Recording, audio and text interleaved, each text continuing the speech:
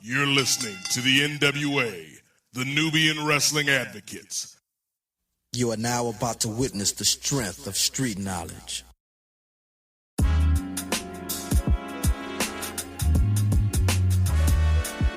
Yo, it's Righteous Reg. It's a case for the safe, keep a space for the Nubians. Unfiltered, off kilter, the professor, the Godfather.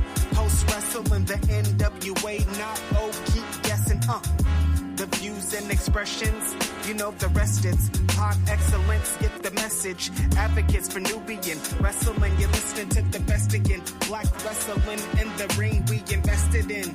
Nubian kings and queens we invested in. It's for the culture and we reppin' it. It's for the culture and we reppin' it. And welcome to the N.W.A. Podcast, the Nubian Wrestling Advocates, the show all about getting color in the professional wrestling business.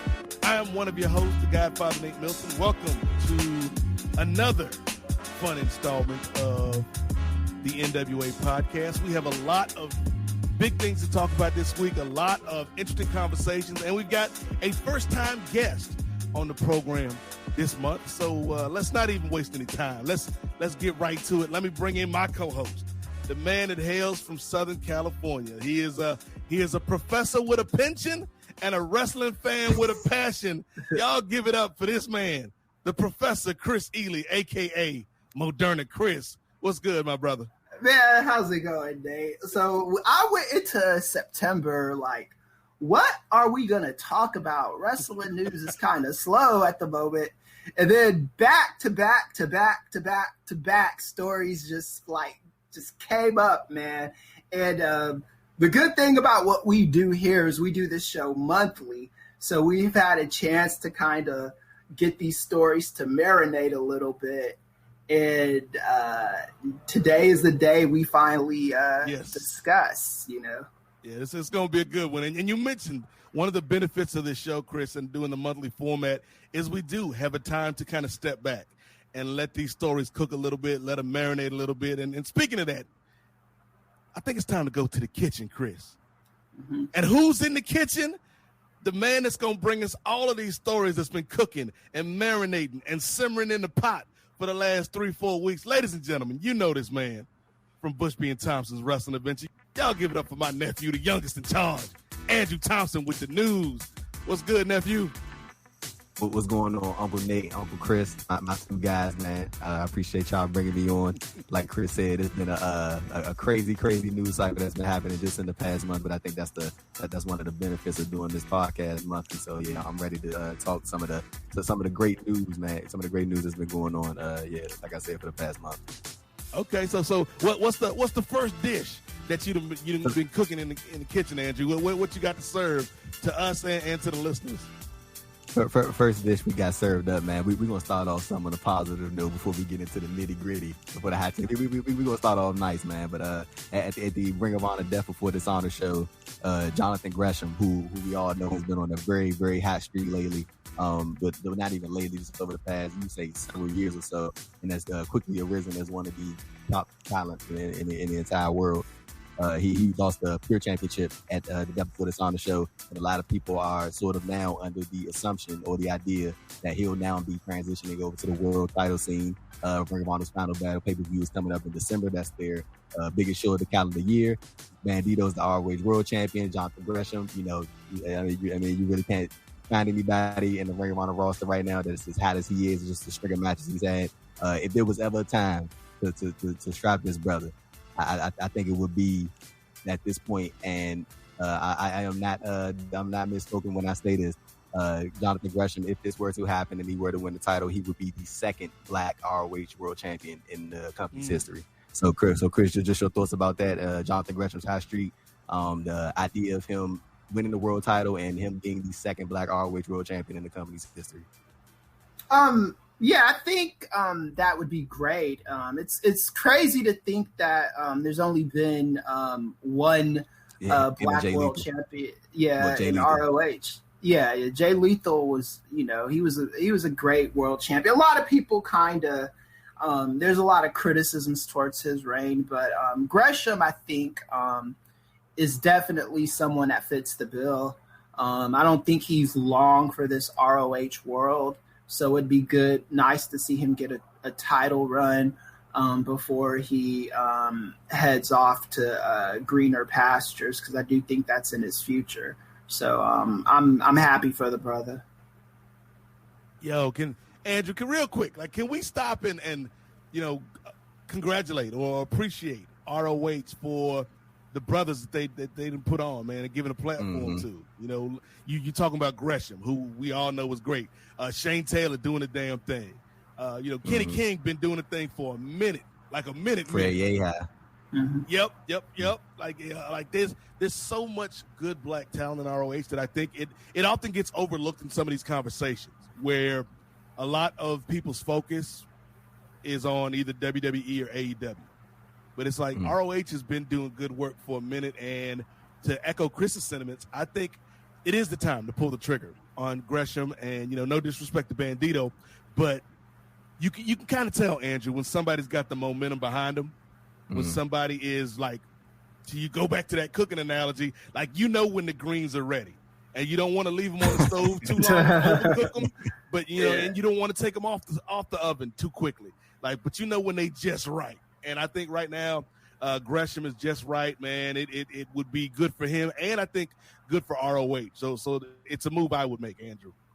For sure. And while we were away, moving on to the next story, the Black Wrestling Draws hashtag made the rounds, man. It began to trend on social media. It was a beautiful thing to see. The support came raining in. It was just another example that we can make shit trend and we can make it watch. We got people tuning in. And I saw some of the AEW Dark YouTube numbers rose up a little bit for the Big Swole Diamante match that everybody was promoting, man. And I don't have the exact statistics to say that that's exactly why the numbers rose up, but I mean you can kind of put two and two together and see just the amount of support that came from just the black wrestling fans in general, just to tune into that whole show and to see Big Swole and Diamante in that main event match. How cool it was? How cool was it for you, Nate, to see that? And what are sort of some of the next steps to further elevate that? That we can do beyond, because social media is a very, very valuable thing. But what are some of the things that you can see beyond that we can sort of do to elevate the Black Wrestling Draws hashtag into something more,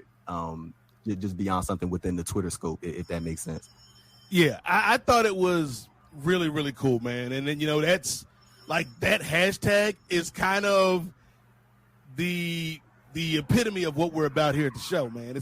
It's what, you and me and Kris and, people like Marcus and Rich Fan and, Righteous Reg, SP3, Phil Lindsay. A lot of people have been talking about this for a while, Andrew, but it's kind of been in-house discussions. And so for it to get to this level where it's a trending topic and, you have performers engaging in the hashtag. And like you mentioned that match with Diamante and Big Swole, I do think there's a reason why those numbers were higher. And I think it's because people were taking advantage and looking at the talent. So I think the other thing, Andrew, is when you talk about what's the next step, that's extremely important because a lot of people, and you know this from social media, brother, a lot of people will let you know there's a problem, will let you know there's an issue, but there's no next step. There's no follow-up. And so I think, the follow-up to me, it kind of goes back to something Kris and I were talking about on the Kings of Sport the other day, and it's something I call the triple A's, man. And it's agitate, which is kind of what you're doing with that first step, letting people know there's a problem, putting the hashtags out there, asking questions, if you're fortunate enough to be in these media scrums, asking questions to these promotions. The second is to advocate, which is kind of what we're doing on this program, Andrew, where we, highlight some of these performers that might not be getting shine and where we tell people yo, check out this match with Big Swole and Diamante. You're going to dig it. And, that's another way to raise awareness. And the final A, Andrew, is to appreciate. Because I do think there is something to just supporting people, man. Whether it's somebody like a Willow Nightingale or somebody, like a Lee Moriarty or Jonathan Gresham, whoever it may be, like buy the merch if you can afford it. Send them a nice tweet, man. Like, hey, we see you, we appreciate you, because I do think, Andrew, particularly, like, wrestling is hard, man, for everybody in the game, but it's doubly hard if you're black or brown, and Lord help you if you're a black woman, and that's something we'll talk about with our guests in a little bit. But I think, like, just a positive note, Andrew, can be something that could get that performer through the day. Like, hey, there's people out here that got my back. There's people out there that's appreciating me. Yeah, no, 100%. Last podcast that we did, the last news segment, I did something. I was like, I labeled it like a quick news story. And I was going to do that again. And, you and Kris could sort of add in, if you guys got any quick thoughts, but I did want to just add this in there. I want to shout out that brother Righteous Reg for his BWI 500 list. He got a big shout out from Big E, the WWE champion, in Big E's interview with Complex. Reg also does the theme song for this podcast. So shout out to Reg. I first met Reg like a couple years ago, several years ago or so, and I actually recorded a podcast with him 2 days before my university graduation, man. It was one of the funniest podcasts I ever did, man. So yeah, shout out to Reg. And I'm always glad to see him have his big moments, man, to see him get the success and the recognition, man. So yeah, shout out to brother Reg. Yeah, no doubt, man. We got love for that man, Righteous Reg, around here. He for the culture and he repping it. Not only did he bless us with the song, Kris, but he was a guest on the show, and it's always good, man. Like the amount of work that brother put in for the BWI 500, like you can tell, man. This ain't a gimmick for Reg. This ain't something. Yeah. This ain't something he playing around with for clout or for some shine. Like, this is a dude that is about the business, like we just said with the Triple A's, Kris. Like, he's about the business of advocating for these performers, and you got to respect that man for that. Right, yeah, and yeah, shout out to him. I got a lot of love from Reg this weekend over the Twitter sphere. And I think one of the things that we've been talking about on this show regularly, like AEW and WWE, as it stands today in 2021, they don't have a problem with diversity per se, because they both have people of all different races, shades, colors, whatever, in both companies. Their problem in 2021 is creatively how to nourish the black talent, and I think both companies have this problem. So when we talk, black wrestlers draw, we're talking about using these guys and women to the best of their strengths, not just having them on TV, not just, having black wrestlers on your roster to say you have black wrestlers, not just, Bobby Lashley's the world champion, Big E is the world champ, but every single black guy underneath them has the job to them. You know what I'm saying? Like, Big E's world champ, but yeah, he's also destroying like 8 brothers on the roster. You know what I'm saying? to keep his overness. And it's like, I don't know how many times I got to tell you, Kris, you got to win your conference games first, dog. Yeah, you got to play in. You know what I'm saying, Andrew? You know what I'm talking about. You got to play in conference first. Virginia got to play Virginia Tech before they can play Alabama. Right. When you're in conference games, I ain't never heard that one before. Yeah.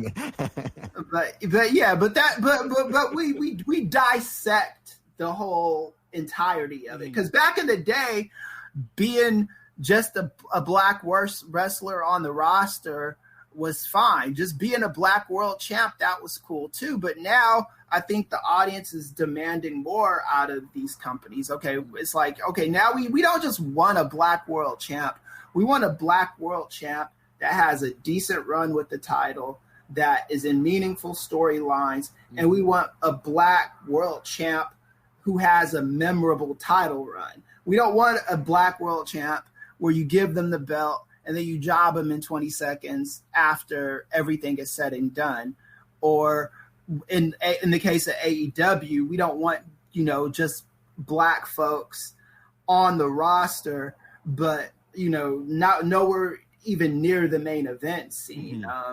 There should at least be one, and then we kind of have to work our way up from that, and that's just kind of where my head is at, is in mainstream wrestling, and hopefully these guys on the indies can help steer the major companies in the right direction. One last thing on Reg, piggybacking off of that, Kris, I think that, the old excuse they used to give, Andrew, is that where's the black talent?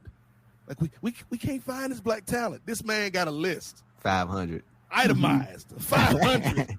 You know what I'm saying? So you can't use that excuse anymore. So I think, like, that's one of the best things that Reg did with this list, man. It's like, not only is it great for us to see as, media members and as fans, but for people that are actually in positions of power in these companies. Like, you have a resource now that you can use when you're making your hiring decisions. Yeah. No, and just put like the bow on that. If Big E saw it, I know the rest of them saw it. So 100%, man. Now I just imagine Vince in the office. There's 500 of them. Why didn't anybody tell me this, pal? Give me some more of these. No, seriously, no. For if Big E saw that and he knows the list, and he saw it and he named off a couple people that's on it, I know that there's other people, a bunch of other black wrestlers, or not even black wrestlers, just wrestlers in general, that are on that same level that he is, that saw that list. It's like they saw it. So yeah, shout out to Reg, man, and he's doing some great stuff. So I'm proud of him. But like Kris was talking about with AEW, I'm gonna let Kris sort of get the first sort of opinion out on this one. But Brandi Rhodes had to ask me anything on Bleacher Report, and she was asked what is the toughest part of her job, and her response was, and I quote, she said, "People seem to assume because I have an executive role that is all encompassing of everything having to do with women and people of color. That's just not the reality of corporate America. Think of the person who has my job at Coca-Cola. You wouldn't say they're all responsible for women and people of color because they're a woman and a person of color. It's something I've gotten very used to and completely turned on.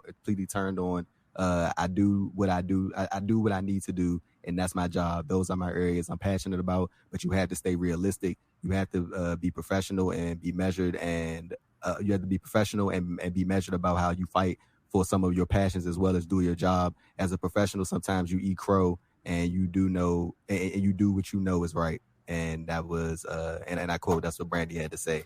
So Kris, I wanted to sort of give you get your thoughts about what Brandi had to say, and sort of, do you think that she is sort of put in a, so just to sort of have the double advocates, the devil's advocates, the double advocates, I don't know which one of the phrase I'm trying to use right now, just to play both sides of it. Like, do you think like people sort of put that, like, everything having to do with people of color and the women's division on Brandi, but also, do you think that she and Cody have sort of put themselves in the early stages of AEW in those positions where people think that they have more power than they actually do? So I understand what she's saying to a certain extent. If, like, here's my thing with... There go Brandi calling Kris right now. Yeah, I don't even know who that is. But anyway, I think with Brandi, she's definitely in a unique position. She's the only black woman that I know of who has as high of ranking a position in wrestling that she's got. And that could be both a gift and a curse. I do think she's kind of, and Brandi, please come on the show, by the way, but I do think there might be a little bit of overthinking on her part. Because I think when blacks, we get into these corporate positions, high level positions and stuff like that, there's this pressure on us to look like we're not just catering to black people, or we're not just catering to, women. If you're a woman, it's kind of like you want the optic to be that you're hiring the best people, that you're putting forth the best people, and nothing more than that. But I do also think, though, that you can't really concern yourself with what other people think in that regard. If you know that there's, talent, black talent out there that will thrive in these positions and you believe it, you do owe it to yourself to kind of see what you can do to put them forth there, I think Brandi's done a great job with AEW as far as, getting people hired and noticed that otherwise wouldn't have been hired or noticed, Nyla Rose, Sonny Kiss, a lot of different, excellent talent that she had a big hand in getting to the big stage. But at the same time, it's one of those things where you just can't overthink this shit, man. You gotta do what you know is right in your heart, and don't concern yourself with people, whether they think you've got this level of power or not, or whatever. These questions are gonna come up. You can't avoid them. You know what I'm saying? We try to sometimes avoid certain topics in this, and you can't. That's why this show exists. You know what I'm saying? So we could address them and at least try to make sense of these things. But the complaint to me is not even something she should be complaining about, if that makes sense, Nate. I got a lot of empathy for Brandi in this situation, y'all, because here's the thing. I feel like this is almost analogous to Barack Obama, right?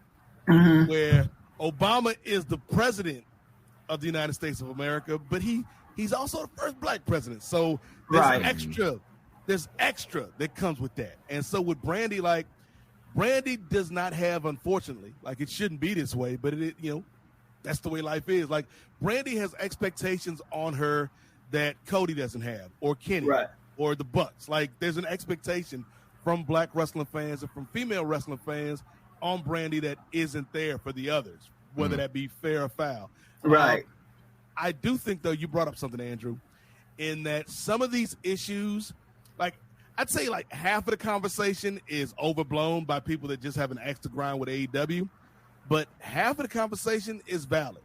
And part of the reason why it's valid is because you're right. When this company first launched, Cody and Brandi and all of them and Tony Khan made a point that we're different, that we are going to be change agents. And so I think they meant it, Andrew, but I don't think they realize that if you say something like that, or if you allude to something like that, people going to want results immediately. Right. Immediately. Not tomorrow, not next month, not 3 years from now. We going to need this today. And so I think that's where Brandi, and she might be just kind of being overly sensitive here and, kind of reacting out of maybe that frustration. But I do think she has done a good job, man. Has it been perfect? No. But I do think she's done a good job for the short amount of time that this company's been in existence. And I would not just to pop our ratings here, Andrew. I would love to have a conversation with Brandi, because I think she's in a really unique position that nobody has ever been in. Right? She's the first. And when you're the first, there are positives to that, but there's also a lot of drawbacks. And so I think a lot of times, Andrew, my issue with Brandi is I feel you. I hear you, sister. I understand. Yeah. Just don't say it out loud. Yeah. I mean, I get out loud, put some context to it. You know what I mean? give her props for addressing it out loud, though. I mean, I'm with you. I don't think she necessarily has to do that, but I think she feels like she needs to. And I understand, but I just wish she would do that with the black wrestling media to a certain extent. When I say the black wrestling media, I'm talking about ourselves and the people that we know and fuck with. Yeah, no, I'm not talking about all the black wrestling media. The thing is, I do think there is something in that, though, because like I said, we can empathize with Brandi. We can understand her position in a way that some others in the media might not be able to. And so there's follow-up questions, Andrew, that we can ask from our experience that might better help Brandi to explain herself, because as it is, it feels like, a lot of these places get a soundbite or a headline and then people just run with it.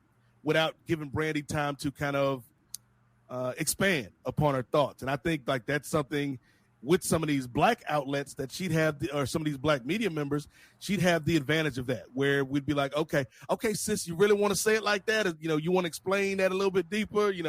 I think there's a level of understanding, Andrew, that would come from an interview like that versus maybe some of the more quote unquote mainstream outlets, I guess.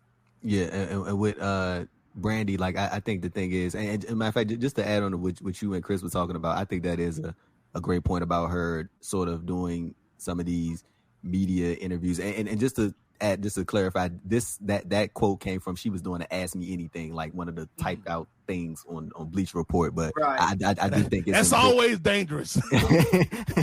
but I do think it is very important for her to do some of these interviews with black wrestling media, black people in wrestling. I think it'll be very important for her to do that because, like you said, there can be sort of that sympathetic, more so of us just having an understanding, a mutual understanding, like some of those things, like how we'll be at a party or something like together and we'll see something crazy, we'll just look at each other as the black kids in the room, be like, what the hell going on around here?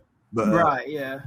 But yeah, man, with Brandi, like I do think that just to play both sides of it, not to like harp on her, but there's criticism as well. But I do think that she may feel that whenever something goes wrong within the women's division, or maybe there's an issue about people feeling like there's a very much lack of diversity in AEW's as far as their main event scene goes, or just that some of the quote unquote high caliber talents, that people automatically look to her as like, hey, why? Yeah, and they do. I mean, but and then the thing is, like, she's an easy target in that respect, because like ain't nobody gonna talk about Tony Khan, ain't nobody really gonna go at Cody, and like people love the Young Bucks. Like there's a discussion today on Twitter, the Young Bucks like the greatest tag team of all time. And I think like people ain't gonna go at Kenny. Like so Brandi is the easy target, for lack of a better term, Andrew. And so yeah, she does get a lot of this maybe unfairly, and it's like. It's like again, like that relatability. Like all three of us have been in the workplace and we felt that, man. Like if we screw up, we might screw it up for every black person to come behind us. Yeah. like Francis from accounting ain't got to worry about that, because they gonna be white dudes that come in behind him. But three of us, we got to make sure we doing our job so that we don't screw it up for the next man. Right. Hey, Nate, Kris, you want to know something like that you just reminded me about? That literally just came to my mind as you said that, and this is, first of all, this just goes to show you how like long this year feels. But about this whole, like, since we've been in the pandemic, how long this feels. When you literally just said that about something happening, and then unintentionally or intentionally messing it up for the next black person that may come in, or not. Let me not phrase it like that. Let me say unintentionally messing up, or possibly.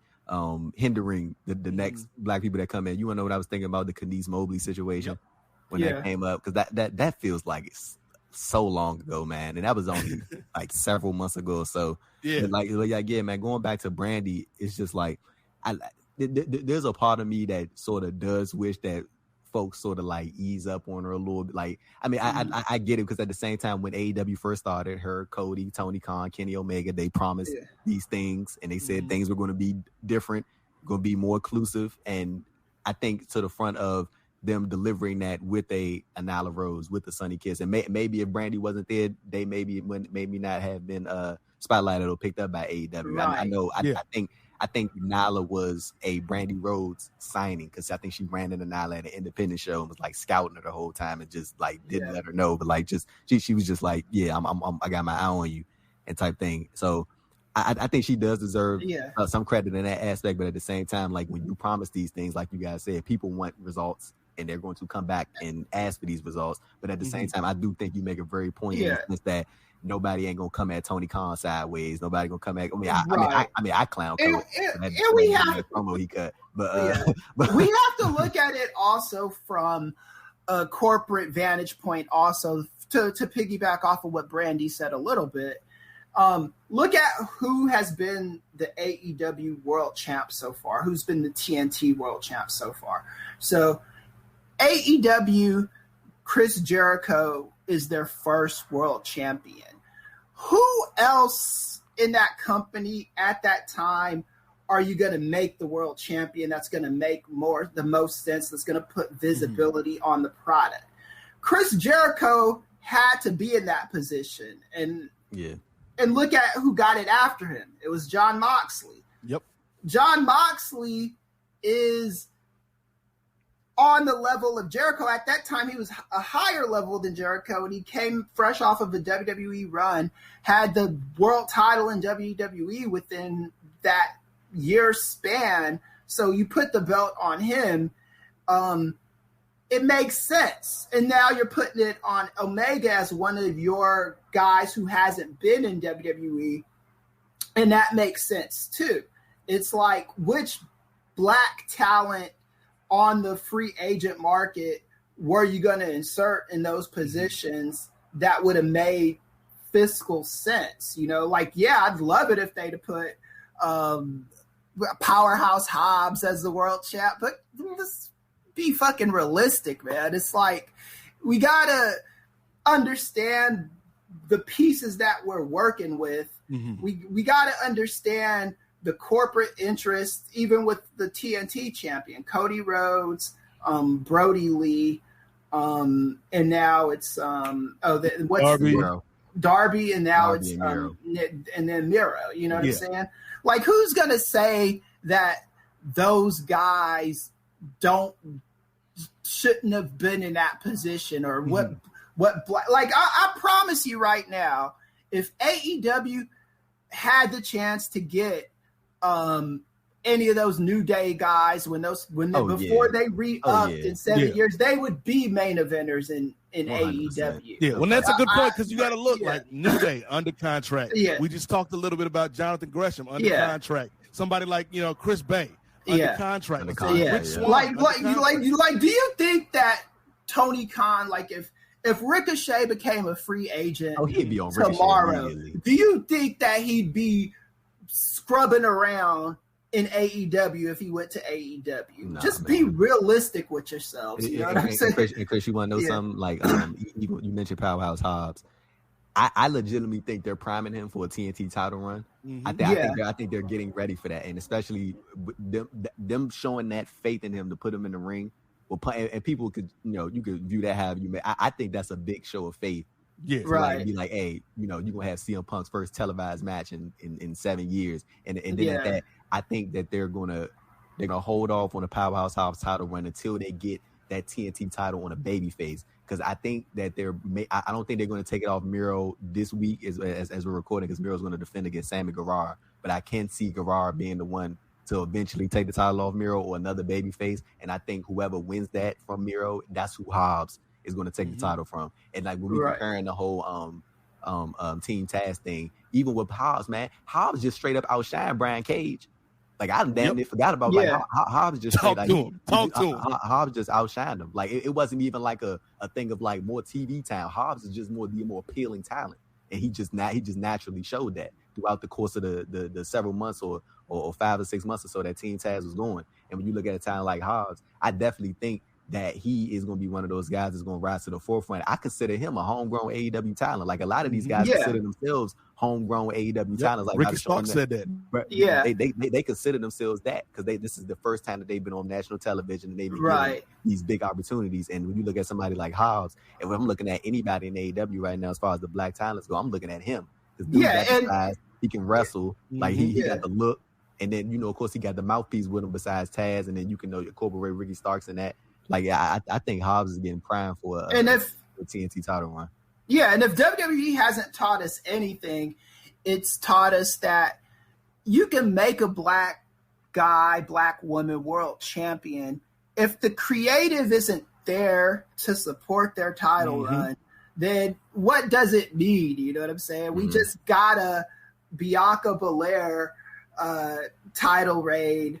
And it was a meaningless title reign as far as like, I'm not saying it was a meaningless title reign overall in the grand scheme of things. Tomorrow and how it ended. Yeah, how it ended and what they gave her while she was the world champ. Yeah. She did all that on her own. It wasn't like that.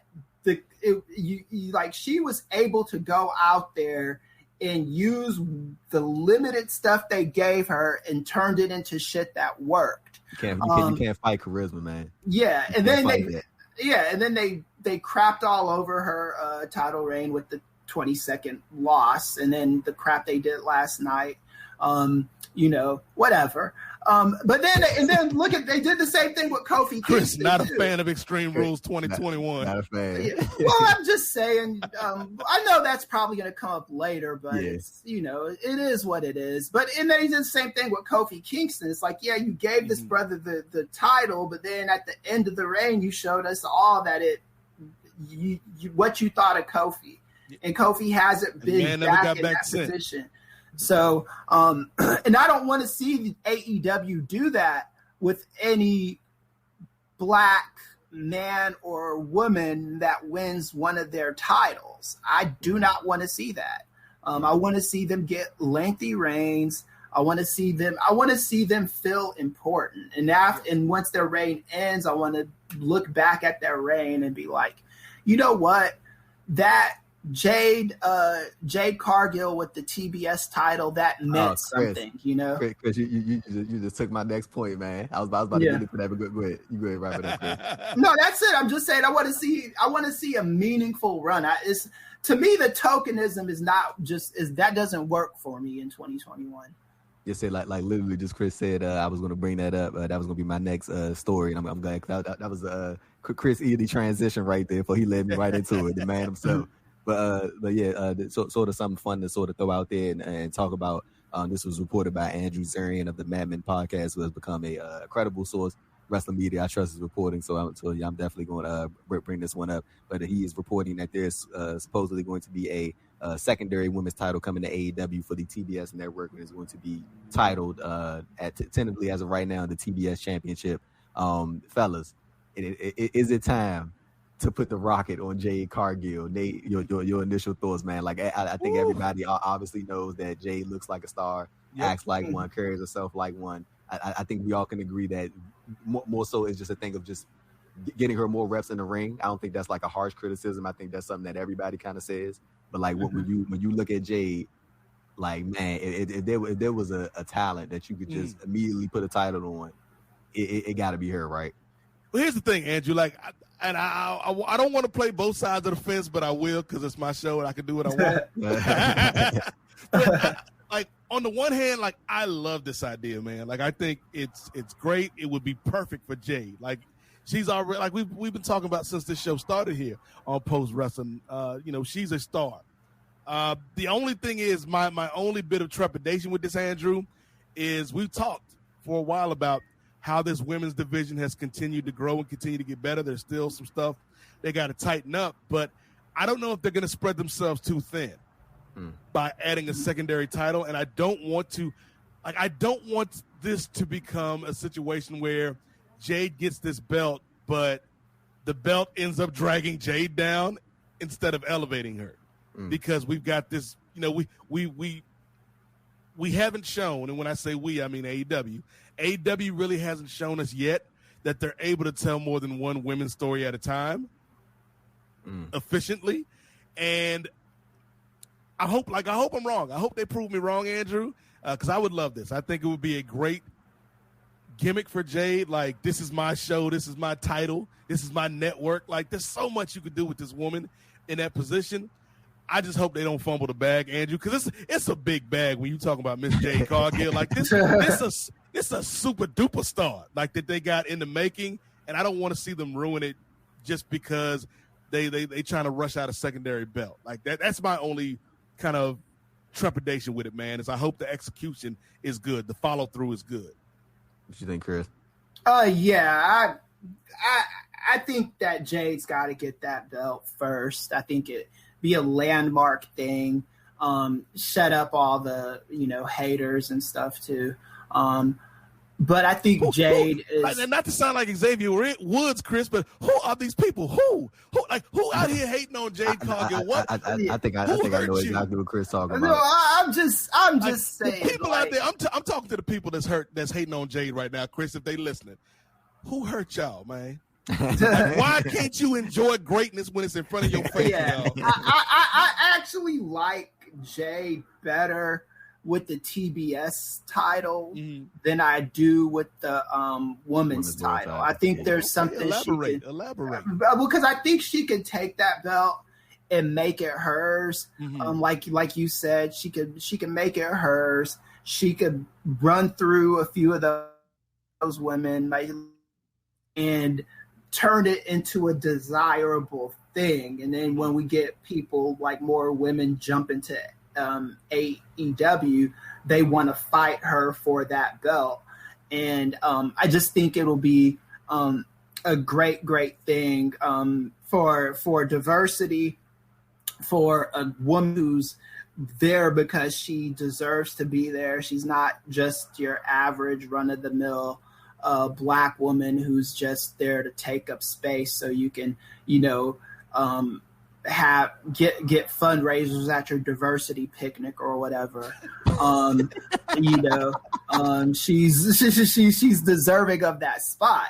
So I would want her to get it, and while she's with that belt, eventually she could go for the world title, but I think that AEW or the TBS title is a perfect positioning for someone like her. Yeah. And she doesn't have to be in these long ass matches. She should be killing women in give a couple squash matches. Yeah, I think that'd be real cool for Jay. And then if you looking for somebody else who you could throw in that, you could throw in the hat. Look, I'm just saying, Trisha Dora is a free agent. That's all I got to say. That's all I got to say, man. Yeah. Oh, and then just build her up like they're doing with Miro. Exactly. Yeah. Just build her like a powerhouse. It's that simple. But just going on to the next quick news story before we get into our last two stories, man. I think this one gonna mean something special to Nate and Kris, considering they deep dive into WCW. Shout out to that brother Cold Scorpio, man, who is killing it on the indie scene right now.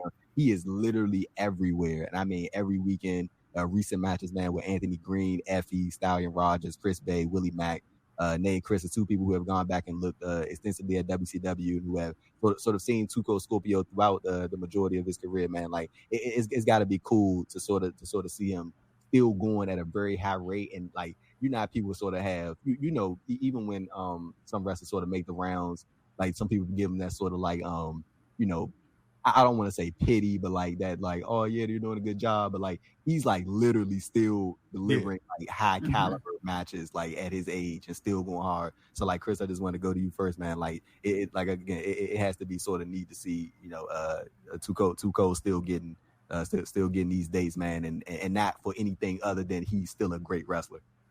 Right, yeah, man. He's a great wrestler. He's in great shape. I love one of my favorite videos of him is when he did those shoot interviews when he was describing the Montreal thing about Bret Hart. Like his narration on that shit is great.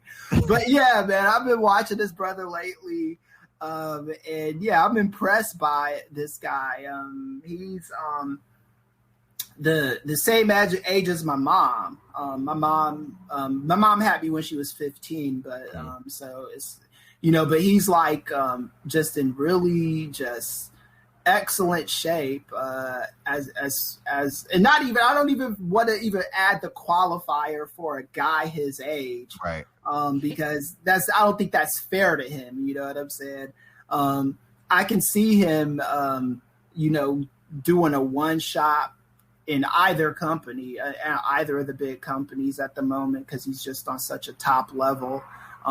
He's proven himself to be trustworthy as well, so yeah, man, why not? Well, first of all, Kris, why are you wishing that evil on this man, on this good brother Too Cold?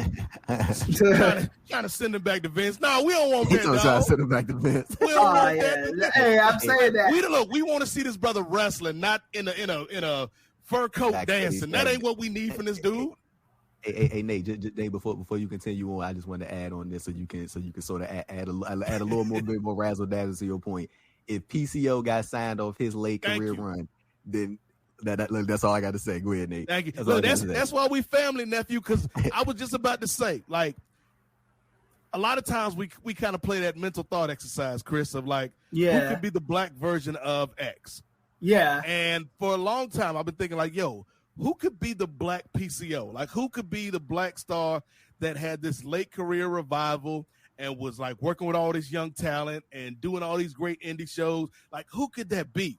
And honestly, like, I couldn't think of one. I was like, maybe, you know, when he was still alive, like maybe a New Jack, but that brother come with some issues and some things you got to work with, Andrew. But I think with Too Cold, man, he is perfect because, you know, not only as Kris said, like, has this dude just been so good for so long, and you know, it's good to see like his personal life has gotten better. Yeah. And I think when you look at a lot of today's talent, they're influenced by a lot of the work that people like Too Cold did. No question. And so, like, when you see like an AR Fox or ACH or, you know, people like that get in there with somebody like a Too Cold, man, it's like that's really cool just to see kind of this generational thing go around. And yeah, this dude has been doing it for a minute. I would love to see Too Cold show up and get a cup of coffee with AEW, because like he deserves like his flowers while he's still here. Andrew, and like this brother Ben told you what Kris, as the Slam Jam aficionado, this man Ben told you what he's about. Who is his opponent? He don't care. Yeah, like the Gulf War brother, he attacks through the air. That's all you need to know about this man, Cold Scorpio. I remember when he was teaming with Terry Funk and WWF. Terry Funk, I got some funk for you. I got some funk. We just introduced it. Cold Scorpio was great, man. Yeah, no question, man. Yeah, shout out to Too Cold, man. I really do hope that he gets his big opportunity again on a national stage, because he definitely deserves it. But as we head into our last two stories here, fellas, before the AEW Dynamite show in Cincy went live, Tony Khan came out live on stage and offered Lee Moriarty an AEW contract himself. Smart man Tony Khan. You put him on the spot in front of 15,000, you can't say no. That smart man Tony Khan is. That's how you do business. But no, in all seriousness though, man, congratulations to Lee. I'm pretty sure you guys have seen his fellow colleagues, not even just podcasters or just viewers of professional wrestling like ourselves. His like fellow wrestlers have said that they compared him to like a young Bryan Danielson. That's been a very common theme I've seen. I can't wait to see what he does there. On top of that, AEW is allowing Lee to continue his outside dates. He worked the Ring of Honor show. He's going to be in the MLW Opera Cup. He just worked PWG last night, which is September 26th. Lee is absolutely killing it. And Nate, just to go to you, man, like just to see Lee get the contract, got the big offer on the in front of the live crowd, in front of Tony Khan. I think people are already imagining the ideas or what's to come for him in AEW, man. Then on top of that, just seeing him make the rounds on the indie scene, like I said, in the MLW Opera Cup, he's consistent on PW. I think he worked the last two PWG shows since they've been back. So yeah, it's been very cool, man, to see Lee, and I think a lot of people are sort of anxious in a good way to see what's to come for him in AEW. Yeah, man. One time for that man, Lee Moriarty, and you mentioned TK, Uncle TK, here, Andrew Thompson. Like, TK is smart, but TK also is aware. And I think real quick, Nate, what wasn't that like right after the black rep? It's not a coincidence that in like the day or so after Black Wrestling Draws blew up, we not only saw Lee Moriarty get the contract with AEW, but Tony Khan just happened to let it out there, Andrew. That I'm still talking with Leo Rush. You know, we still having conversations, y'all. Like, Tony Khan is the rare person in power, and I don't just mean this in wrestling. Like, I mean this in all types of business, Kris. Like, it's very rare that you get somebody that's a CEO or the owner of a company that publicly pivots when they know they did wrong, or they know that, you know, maybe they're lacking in a certain area. Right. And I think, you know, Tony Khan is smart enough to know that, hey, like, there is an issue going on. There is a valid concern from a portion of my fan base. And not only is signing Lee Moriarty great because Lee Moriarty is a hell of a wrestler, but it also helps to address some of the issues that these folks have brought up. And so I'm real excited for Lee, man. Like, I think this is a big deal for him.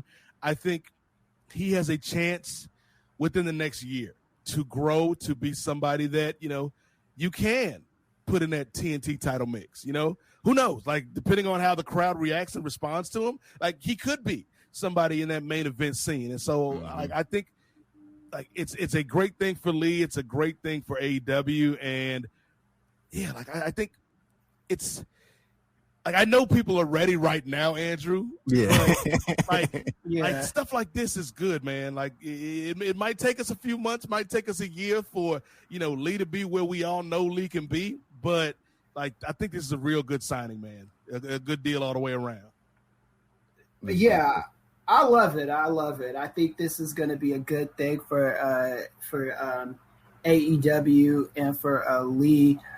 He's just a brother that, you know, I've been paying attention to, and to know that he's about to go to AEW and blow the roof off the spot is a big deal from where I sit. And, you know, I love this bullshit narrative about how this diversity shit that's going on in WWE. Oh, they got all the black talent. Like, they be a black world champion in WWE that's not The Rock, who I don't count, not because I don't think The Rock is black, but because The Rock is just way above every man and woman on the planet. But they be a black world champion WWE who, after like 3-4 years, became world champ, man. These brothers have to grind that shit out, man. Like, Big E got signed to FCW in 2009. In 2021, he became world champion. Kofi Kingston got signed in WWE in, like, what was it, 2006, 07 in FCW. It took that brother until 2019 to become world champ. It doesn't happen overnight for us like that. John Cena was signed to FCW, or not, OVW, and what was it, like 02 or something like that. By 05, he was a world champ. Batista, the same thing. By 05, this fool was a world champ. But Randy Orton, he killing him. I'm just saying, it's like, it's a shorter trek for these white guys. Bobby Lashley, his brother signed in WWE in 2005. He didn't become world champ until 2021. We gotta add correct formation to these narratives, to be honest, so we're not pretending, oh, one company is doing this and the other company is doing that. And that's not to alleviate AEW of some flack that they rightfully should be getting, because they do need to have blacks in the main event scene. This time period demands that kind of diversity. You know what I'm saying? You should have blacks in your title pictures. You should have blacks in prominent storylines on your television, in meaningful roles. So I'm not trying to exempt AEW, but I'm not about to fucking hail WWE as this, oh, this is just where diversity lives and thrives, and you kiss my ass with that fucking shit. It's the dismount for me, Andrew. Yeah, Chris made some good points, man. Like when you talk about something like the marquee talents over the past 2 decades or so. When you really think about what he's saying and like the points he made, like not even really thinking about when you just look at the plain thing that's right in front of you. You can even take the WWE title out of it. Let's look at the world champs. Look at Booker T. Booker T got in WWE in 01. It took him, like, 5-6 years before they gave him the world title. I don't even remember the year that he won the world title, but it wasn't immediately. I want to say it was like, and he had to become King Booker to even get that. So he had to be a character. He couldn't just be Booker T. Mark Henry signed with WWE in 1996. That brother didn't get the world title until 2010. So, you know, are we gonna be real? Or do we want to have a real discussion, or do we want to fucking take these bullshit bitch ass sides? Kris said he ain't here for your tribalism out there, wrestling fans. Yeah, so last story here, like I wanted Nate. I mean, yeah, Nate had brought it up about the Lio Rush thing, but like something that Kris had just said wanted me to sort of switch gears a little bit and sort of give us something to sort of wrap up on as far as Big E goes in his recent WWE Championship win. Booker T did have some comments about Big E, and he's sort of we're reiterating the exact same thing that he said prior. I think it was last summer. We're talking about how he felt, or this past summer, about how he felt Big E should be more serious, and Booker sort of followed up on that during his Hall of Fame podcast, and I'm just going to read just a quick excerpt from it. He was like, and I quote, "As far as he's still carrying a lot of the New Day baggage with him, as far as still going out there dressing like the New Day, still chanting New Day rocks, still having the same aura and attitude. But I remember Big E saying regarding him needing to change, I think he said to me, you became champion as King Booker. I think the characters were somewhat over the top and flamboyant. It could have been taken as a joke, but that's the one thing I tried to make sure that all of the antics King Booker had outside of the ring, he never took any of that inside the ring. It was always King versus a peasant, King versus someone who was trying to dethrone him. So I tried to make that moment as serious as I possibly can. I noticed Big E, once his matches get going, all of the New Day antics pretty much go out the window and he becomes a worker. That part right there, I agree with 100%. I wish Big E would take this role a lot more serious and then make that championship mean. But then again, this is wrestling. People can look at it from many different ways. That's the beauty of professional wrestling. I'm just saying, from my perspective, my taste, I wish Big E had a little bit more dirt to his gimmick. Kris. Jesus Christ, man. I love Booker T. But he be old bullshit, bro. This brother, when he won the world title, he was talking in an English accent, whatever. He was like clouded all the time. John Cena was like, "Yo, man, give me a night with your wife, if you want." And he tells Charmel to leave, and he's like, "Okay, is that serious? Like, what? Like, I want to understand like what this brother's talking about." He had fools kissing his pinky ring when he was world champ. I mean, just saying, like, what the hell is Booker T talking about, man? I didn't hear this. I'm hearing secondhand information from you. I know it's true, Andrew, because you're not gonna get on here and report a lie. But I'm just saying, if I heard him talk myself, maybe I'd understand it a little bit better. But I don't understand. Like, what the fuck? Serious? He's like talking, telling people to hell you. This united. Excuse me. I promise I wasn't going to be using the N-word on this show anymore. but this brother united. Hopefully we bleep that out, Nate. Yes. Future Nate, bleep that out. Okay. But this brother united fucking William Regal and Lord. You aren't a part of the royal family, my dude. What the hell are you doing knighting cats for? Hey, Kris, real quick, because you did say something important about like sharing the whole thing. Let me read the other part of the excerpt, and maybe that maybe it'll clear stuff up. I mean, I've read it before, and I was just like, it just seemed like extra stuff, but like, let me go ahead and just add it in just in case. He said, and I quote, "When you call your shot, that's one thing. Did it have?" When he says "did it," he was referring to Big E's Money in the Bank cash in. He said, "Did it have the excitement of cashing in the Money in the Bank briefcase from a surprise perspective? I don't think so, because all of that was taken away earlier in the day. I said, let me watch and see if this actually happens. Then it actually happens. Was it the traditional way of cashing in? No, it wasn't. Am I pleased to see Big E the champion? I am, because I told Big E the cream rises to the top. I said, man, you got something. Your day is going to come. That day is here. He's the champion now. I say this also. I say what he makes out of this moment is going to be his legacy and what he leaves behind in his business as far as when he ran with the championship and how special was that time is going to be all up to him now. That was the precursor to the quote I read before you gave your point. Okay, so that's better. I like this second part of what he said. That was cool. I mean, but yeah, I don't want this judgment on the seriousness of Big E from a brother who's knighting motherfuckers in the middle of the ring. To me, it's like stupid. Kris takes British royal traditions very seriously.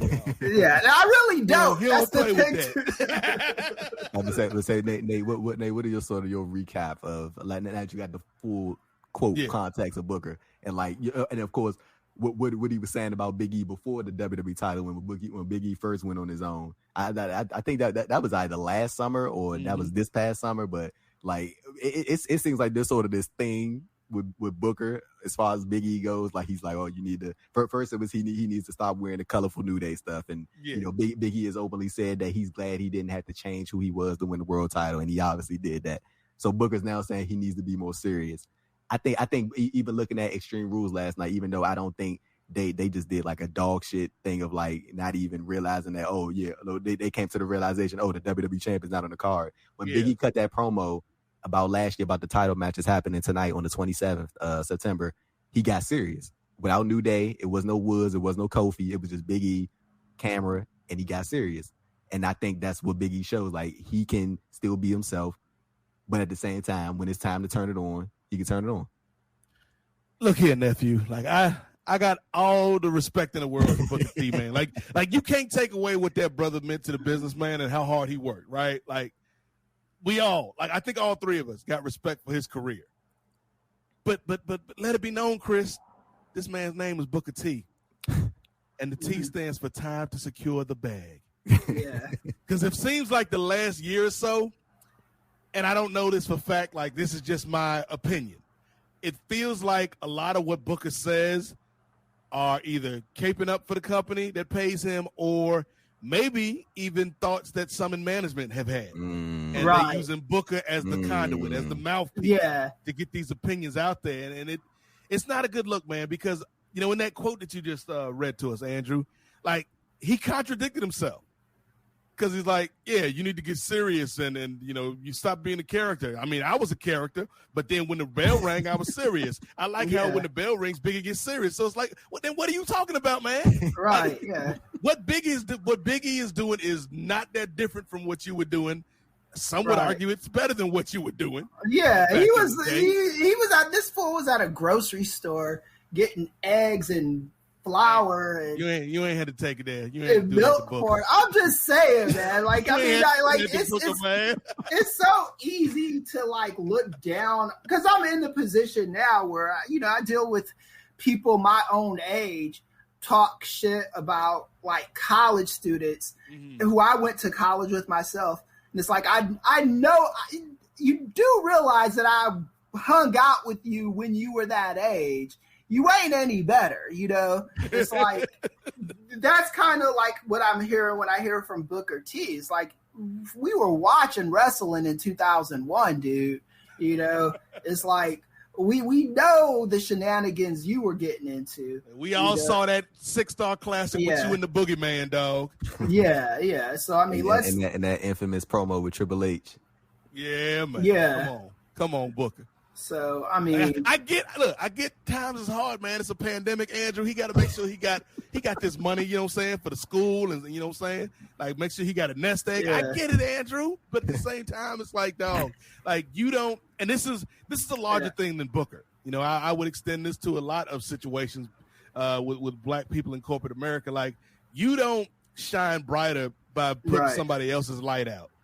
You don't get lifted up by talking down on somebody. And I feel like, you know, like he might have good intentions at heart, Kris, but the way he's saying it is all the way wrong. Right, yeah, and I agree with you because I love Booker. Booker T was my favorite wrestler for a little while. You know, it's just hearing him say this kind of stuff.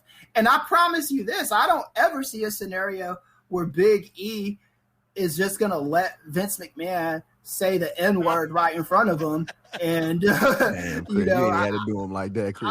I'm just saying, man. It's like I gotta put things in perspective. I just don't see Big E doesn't strike me as a kind of brother that's going to be like Vince McMahon is going to tell him, oh, I'm going to just say the N-word, and Big E's going to just be like, yeah, that's cool. You didn't just say that. Yeah, like Big E wasn't like, I know the corporate line was for all those guys to just forgive Hogan and let it go, but Big E and Kofi and those guys, they weren't doing that shit. You know what I'm saying? So, only thing I want Booker T to do for me is just to make it make sense. You know, whatever you're saying, because if just hearing it secondhand, it doesn't sound like it makes a lot of sense to me. And just from what I've heard on him on Title Match Wrestling from this brother, 99% of the time he doesn't make a lot of sense to me when he's talking about black wrestlers. Yeah. Can you dig that, sucker? But see, the thing is, like, real quick before we get out of here, man, like Booker T, he don't be going hard on no white wrestlers. Ooh, he don't talk about it. Like he don't be like dragging. Like he'll say some stuff, like some soundbite stuff, but like he be like picking apart like Biggie and I will. I don't even want to call this defend Booker T, but I will say this. To the guys that WWE already doesn't like, he will, CM Punk, for example. How do you find fault in that CM Punk promo? He's like, he kept on going back to WWE. Oh, God, this N-word thing is going to be tough for me. I went 3 episodes I'm gonna need in you a row. and Vince McMahon to go to sensitivity training. I know, right? And Chris did bring up a good point. He did hop on CM Punk. He did. Yeah, it's like he gets on CM Punk talking about the promo wasn't good or whatever. He kept on bringing up WWE. Like, when we make criticism, we need to criticize shit that actually happened. God, we should probably move on from topics because we might get another 5 more N-word drops, and that's just not me. Chris said he is done with Booker T. But of course, fellas, I appreciate y'all, man, having me on for another news segment. That concluded it with Brother Booker T. Hopefully, when we record our next episode, Booker is saying more positive things. Yeah. about Big E, but history. You know he ain't gonna say nothing positive about Chris if he ever hears this. Yeah. Tell me he just didn't say that. That's hilarious, man. But no, thank y'all again for having me. We talked about what Booker T said, man, but people want to know what you talking about out here on these streets, Andrew. Let them know what you got going on in post wrestling and Andrew Thompson interviews and Bushby and Thompson, all that good stuff, brother. Yeah, me and Martin just put out an episode with the guest who is going to be on this show, Chinyere, man. I'm very excited, very, very, very excited to have her on the NWA pod. She was a great guest on the Bushby and Thompson. She all NWA. We need to get NWA, Dickie Bird out there to put up a graphic or something like Chinyere is all NWA. For sure, man. So yeah, go support her. And yeah, go check out me and Martin's episode with her that we just recorded about PWG. Everybody go check out my interviews over at the Andrew Thompson Interviews YouTube channel. When I don't have an interview of them uploading clips, y'all go check that out. Get a little flashback into some of the interviews I've done. And, of course, you can check out all of my written work over at the Post Wrestling site. That's what's up. That's Andrew Thompson. He brought y'all the news, ladies and gentlemen. Andrew, we always appreciate your nephew. You doing good work, my brother. And hopefully the next time we talk, you will be the champion of this little BWE draft that's popping off, brother. Yeah, you damn right. Go vote for your boy, man. Go vote for your boy. You in there with Jamesy. That's some tough competition, though, dog. ain't no Jamesy to lose to Jamesy, dog. Oh my goodness, man! But no, I appreciate y'all having me on, man. It's always a good time as always, and I can't wait till we record the next show in weeks from now, whenever that's gonna happen. I can't wait to do it. All right, y'all. Shout out again to our nephew, the youngest in charge, Andrew Thompson, for bringing us the news. But now it is time for our panel discussion. And Chris, this month, we have a first-time guest. So I'm excited, brother, to introduce this person to our audience. She's a sports communication student from South Africa, a contributor to Talking Point Sports, Notoriety Sports Network, as well as MMA Prospects. Y'all done heard her on Bushby and Thompson's Wrestling Adventure. Ladies and gentlemen, Y'all give it up for Chinyere Okafor. Chinyere, how are you? First of all, I felt the power of that entrance. I felt it. I felt like, I was going through the gorilla position right there. that's what happened when you on NWA. You get that type of big time intro. Exactly. Thank you for having me, guys. Hi. How are you guys? We are good. We're glad to have you here. I guess before we kind of get started with our topics, would you mind just kind of giving a little quick introduction for maybe some of the listeners who haven't had a chance yet to listen to you with Martin and Andrew? I thought that was a great episode where y'all talked PWG, but just a quick introduction of yourself to the audience.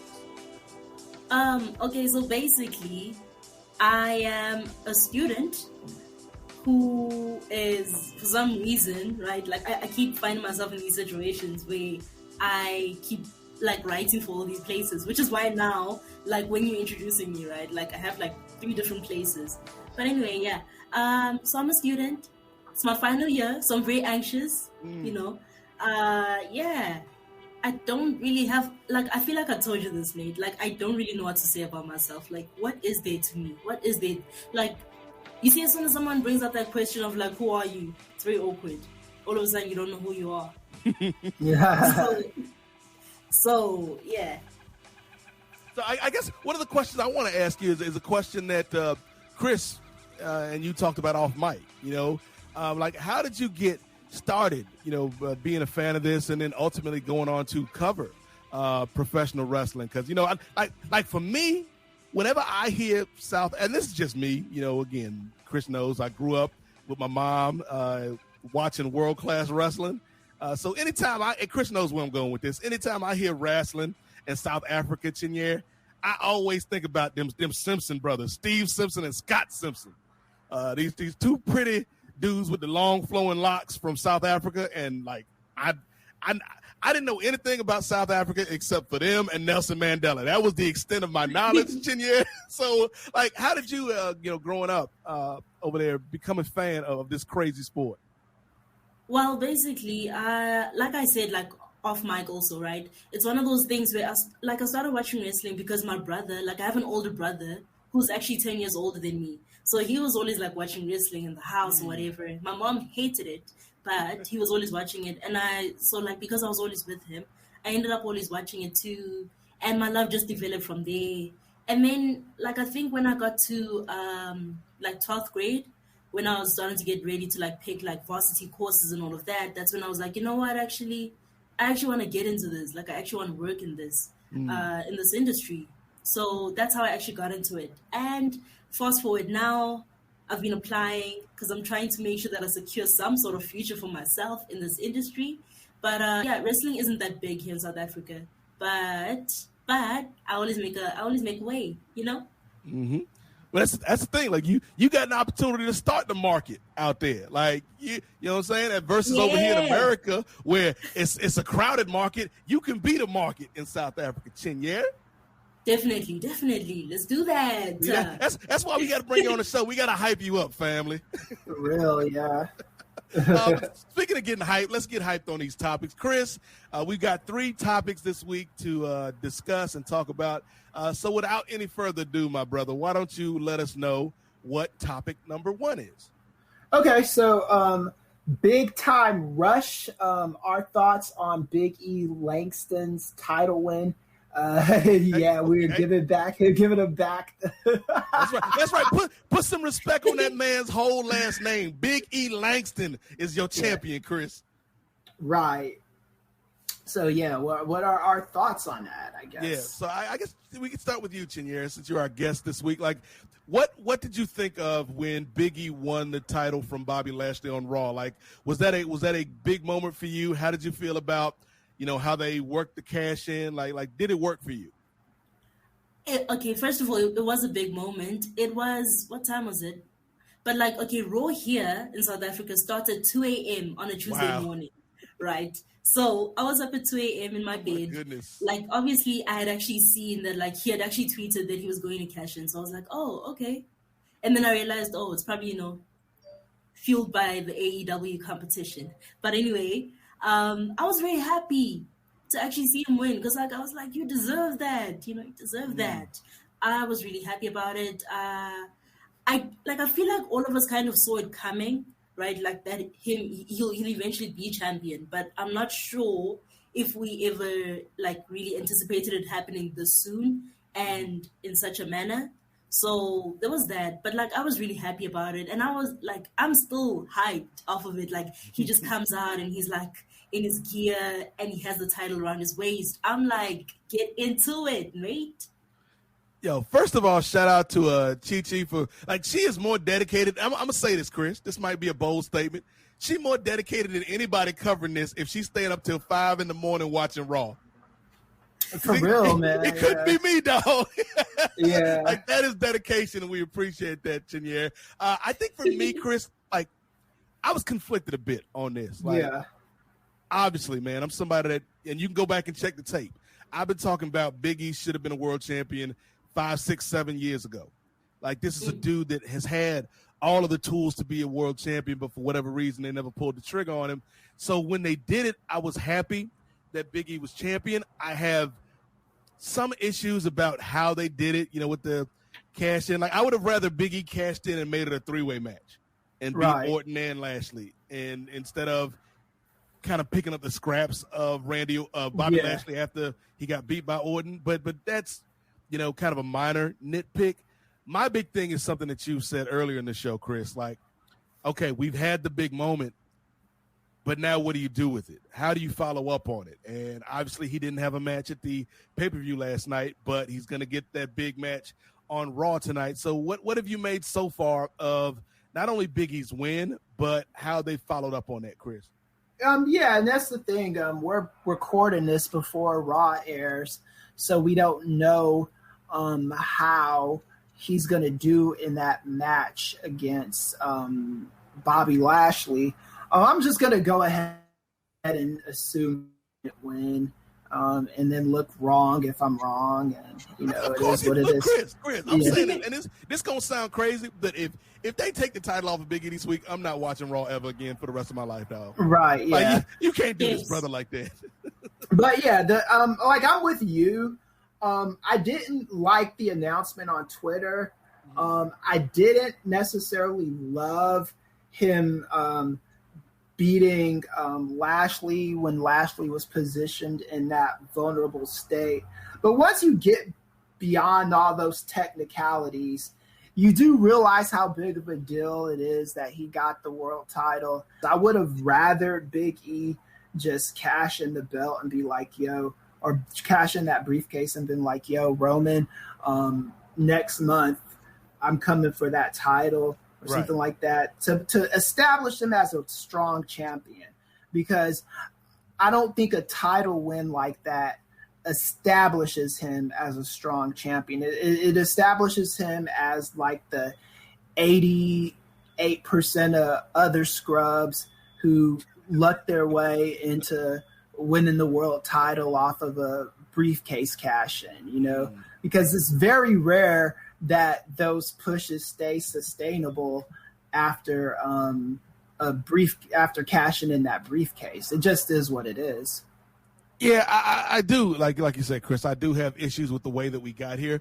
But Chinyere, I'm really happy that we're here, because this is a dude that you could tell, man, like, deserves it and has worked hard, and even more so than any of that, like, he has earned this, man. Like, you can't say that Big E does not deserve to be in this spot. I'm wondering, just on an emotional level, like comparing this to our most recent Black World Champion, Kofi Kingston, like, were there similarities in the way you felt, or, what were some of the differences in how you felt seeing Kofi win and then seeing Big E win?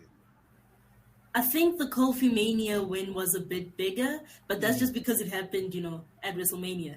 I think that's the only reason why I felt that on a bit more, But this was also a very big deal for me. Like, I was happy. I was over the moon the whole day. I was just like, guys, you're champion. Like, I kept being on Twitter and all of those tweets. Right. I was just there with them, hey? So, yeah. And that's what it's all about, too, It's like, yeah, I'm going to give him my punditry and wrestling criticisms, because, that's what we do on this show. But at the end of the day, if people are happy and if people get those butterflies and that warm feeling in their stomach, the way you did, Chinyere, and the way, because after, like, once the smoke settled, I did kind of, I was like, this brother's a champion. Yeah. I'm going to be happy about this and then worry about the criticisms later. Because it's like, and a lot of times, speaking as a black person, like, we don't get to choose the conditions for our success. Right. Like, I talked about Barack Obama earlier in the show, Chinyere, and Kris knows, like, if not for some congressman in Chicago fooling around on his wife, Barack Obama might not have been the president. Like, what was his name? Ryan? Yeah. Because his wife was Jerry Ryan from Star Trek.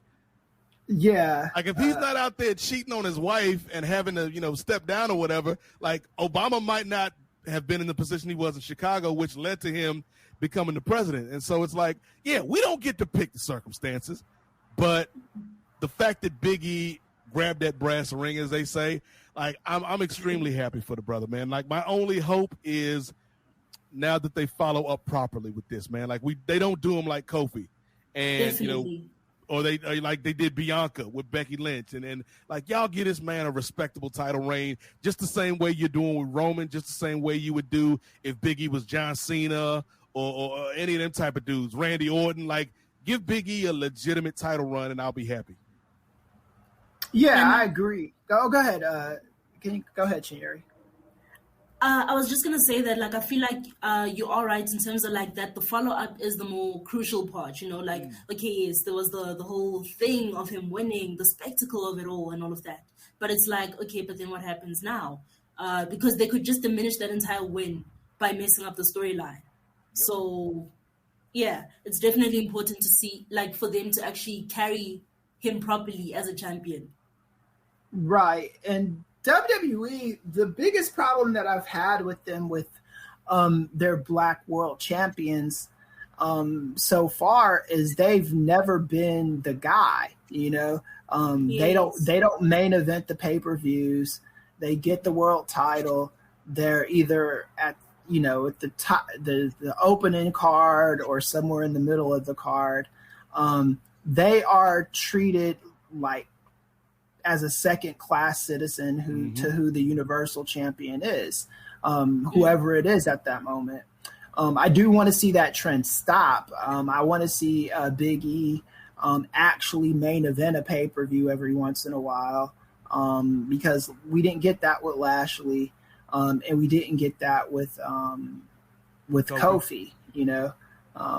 And I think this is a trend that kind of needs to stop. Yeah, and I think it's, again, like all three of us are saying, like, we're really, really, really happy for Big E, man. Like, the brother has deserved it. He's earned it. Should have happened at least 5 years ago, but it's great that it's happened now. But I have a question for Chinyere, because this is, I never want to ambush our guest, Kris. So Chinyere, you came through with all these credentials, all these outlets you're working with, and we appreciate you coming on the show this week. But we're about to talk about some diversity in AEW. Are you ready to wade into these choppy waters, my friend? I think I'm ready. Yeah, let's do it. Because it could get a little dicey around here. So, Kris, let us know what topic number 2 is, my brother. Jesus Christ. Okay. let's just prepare for it. A discussion about AEW. Hold on. Give me that title first, brother. Okay. The Elite Initiative. All right. And then this is a discussion about AEW's efforts to diversify their roster and the media's coverage of said efforts. Okay. So this has been a hot topic for a while, Kris. At least a few months now, and I feel like it's just intensified and amplified over the last couple of weeks. And I don't know where you want to start with this, Kris, but I'll clear the lane and let you have the floor for a little bit. Okay, so we gotta go back, and because this weekend turned into something I wasn't planning on it turning into, but it did. So we kind of have to address the elephant in the room. But I don't want to name this person. So let's talk about this unnamed elephant. So about a month ago, I think it was around September the 6th, I was listening to this brother on YouTube do his little comedy bits where he's just poking fun at AEW and talking about how white it is and how diversity is in this place, and this place, but there's no diversity in AEW. And it was a funny video and whatnot. And I didn't pay. We didn't address it on this show because it was like, well, why are we going to even address it on this show? Who gives a fuck? But then I asked Brandon Thurston from WrestleNomics because I watched this video from this guy and I was like, okay, so let's kind of get the numbers to see who watches wrestling and how people watch wrestling. Mm-hmm. Brandon Thurston was nice enough to get us those numbers, and he got it to us like really, really fast. It wasn't like he got it to us, tweeted both of us in it. Yep. And then, he elaborated on it with income levels and all that other stuff. So this brother, he gets on it, he writes this article in response to AEW's claim that they're trying to be diverse or something. Brandon Thurston writes this article, and it's like, shut the fuck up, dude. That's not what happened. I asked him if he could find these numbers for us. He found them for us. We talked about bringing Thurston on the show. Mm-hmm. So we could kind of be educated on how people watch numbers, because the numbers did show that more black skewed to WWE. It was by 11%. I think WWE's their black audience was, I want to say 22% or something like that. And then AEW's black audience was 11%. But what I wanted was not to just get those numbers. I wanted to so which amount of 18 to 49-year-old blacks are watching AEW versus WWE? How many black women watch WWE versus AEW? Because this numbers thing is never just a black and white picture of things. So, and that was just kind of it, So I felt obligated to kind of respond to this, and I responded to the person directly, and I was like, actually, Brandon Thurston got those numbers because we asked him to get those numbers. It wasn't anything deeper than that, and you took this and wrote one of your fucking comedy pieces because and I did say that he wasn't a real journalist. That's probably not the right thing to say, but that article isn't real journalism because you were twisting things to placate this narrative. Perpetuating a false narrative is more important than actually telling the truth, because it's not like AEW, when they have these media scrums, everybody in the wrestling media is invited to them. You know what I'm saying? It's not like, Post isn't invited. It's not like Pro Wrestling Torch isn't invited. Melts, we all get invited to these things. The Rich Fan has been at a number of these and asked questions at a number of these. Yeah, ask questions about diversity at a number of these things. So to me, it's like one of those things where if this brother was serious about getting to the nitty grit behind all of this, he would go on the show or go to one of the scrums, either in person or via satellite or whatever, and ask, Tony Khan about his diversity initiatives. if he didn't like the answer that Tony Khan gave him, he could write about it and stuff like that. But it's like, you know, understand there's like people that there's journalists, and then there's people that care about getting their jokes over and them being funny, you know. And that's what I kind of think that we're at with this brother. It's just, you know, after about the third video, he managed to take that Bianca Belair loss to Becky Lynch and turn that into an anti-white or a pro-white AEW thing. Like, AEW didn't book that shit. Like, what the, like, you know what I'm saying? Like, what are we doing on these streets, man? But yeah, that's kind of like where I'm at with it. It's just, I kind of want to get the narrative into a positive position, because we both on this show have criticized AEW and WWE for not doing right by black wrestlers, black wrestlers in particular. We've talked about AEW. We've talked about WWE. The one thing that we haven't done is try to position one company as, oh, this place is diverse. And we talked about earlier on the show how, look how long it takes the black wrestlers to win the world championship in WWE versus the white wrestlers, their white counterpart. First of all, I will say this, Kris. Like, you know, I'm not qualified to say whether somebody's a journalist or not, because I'm not a journalist. I'm a broadcaster. Right. You know, this is what I've been doing for 20 years. I'm a broadcaster. I'm a pundit. I'm an opinion giver. So I'm not a journalist. So I can't say whether this person is a journalist or not. What I will say is a lot of these articles are irresponsible. Right. Because they're not based in fact. They're based in a narrative, and the narrative of, you know, right now, like, so much of the fan base is engaged in this dumb tribalism where you're not allowed to like both companies or all companies.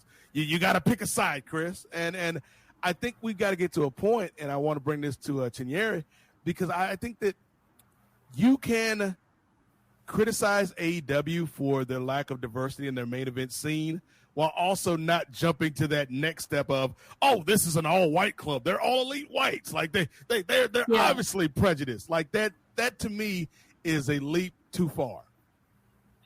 It honestly is. Hey, like, it's just one of those things where you can, like, even with people, like, with the whole thing of, like, some people choosing to only like one company and then criticize the other one and all of that, you can honestly like both companies but have issues with them, you know, especially when it comes to diversity, right? So it's one of those things where you can't now overstep that boundary, you know, and kind of make it seem like there's an agenda, you know? Right. Yeah. So it's a bit cringy, honestly. And the thing is, like, you can love a thing and criticize a thing. I talk about this all the time when people talk about, like, movies, and Marvel movies in particular. Like, yes. I love the Marvel movies, but there are faults with some of these movies. And it's like, I'm not going to be blind to those faults just because I like the thing. And like with AEW, like, I like a lot of what AEW does, but, you know, Kris and I have been on this show for months talking about how there's some holes that they need to kind of fix and things they need to tighten up. Even with the WWE, like, I love that Big E is world champion. I love that Bianca and Sasha had that main event at WrestleMania, but there's also issues that they have that they need to fix. And so I think China, like Kris, like, and I think this might be something that you said over the weekend as well, like, holding one of these companies up as the example of this is what diversity is all about. It's like, come, like, that, not only is that false, but it ignores the history within the WWE of, like, 50 plus years of issues. Whereas with AEW, like, they got issues, but they've only been around for a very short time period. Yeah, it ignores Kamala. It ignores Saba Simba. It ignores just all these different stereotypes. Crime time. It ignores pimps on your program. It ignores King Booker. It ignores a lot of different things if you spin that narrative, right? WWE, I'm sorry to interrupt, Kris, but WWE had a black person on their television, and this might have been one of the worst things I've ever seen in my whole life, Chinyere. Brodus Clay got on Monday Night Raw one night, and I know you know what I'm talking about, Chris. Yes, I do. And said, hey, I was born to shuck and jive. Yes. And that was the brothers promo. So you can't tell me like, oh, WWE is this utopia for black and brown folks. Yeah. And then Vince McMahon has called Booker T, or no, he didn't call Booker T. I want to frame what I'm saying right. He said the N-word to John Cena right in front of Booker T. You know what I'm saying? So this is what we're working with in the wrestling business. AEW's been around for 3 years. Yes. So they're gonna make these corporate decisions in the beginning. And I'm not even saying that this is good or bad. I'm just saying it is what it is.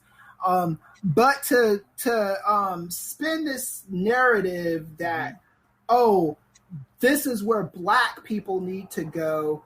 And then also he also made another false video with the whole Max Caster thing, where some wrestling pundit said that Max Caster was suspended for 3 months or whatever.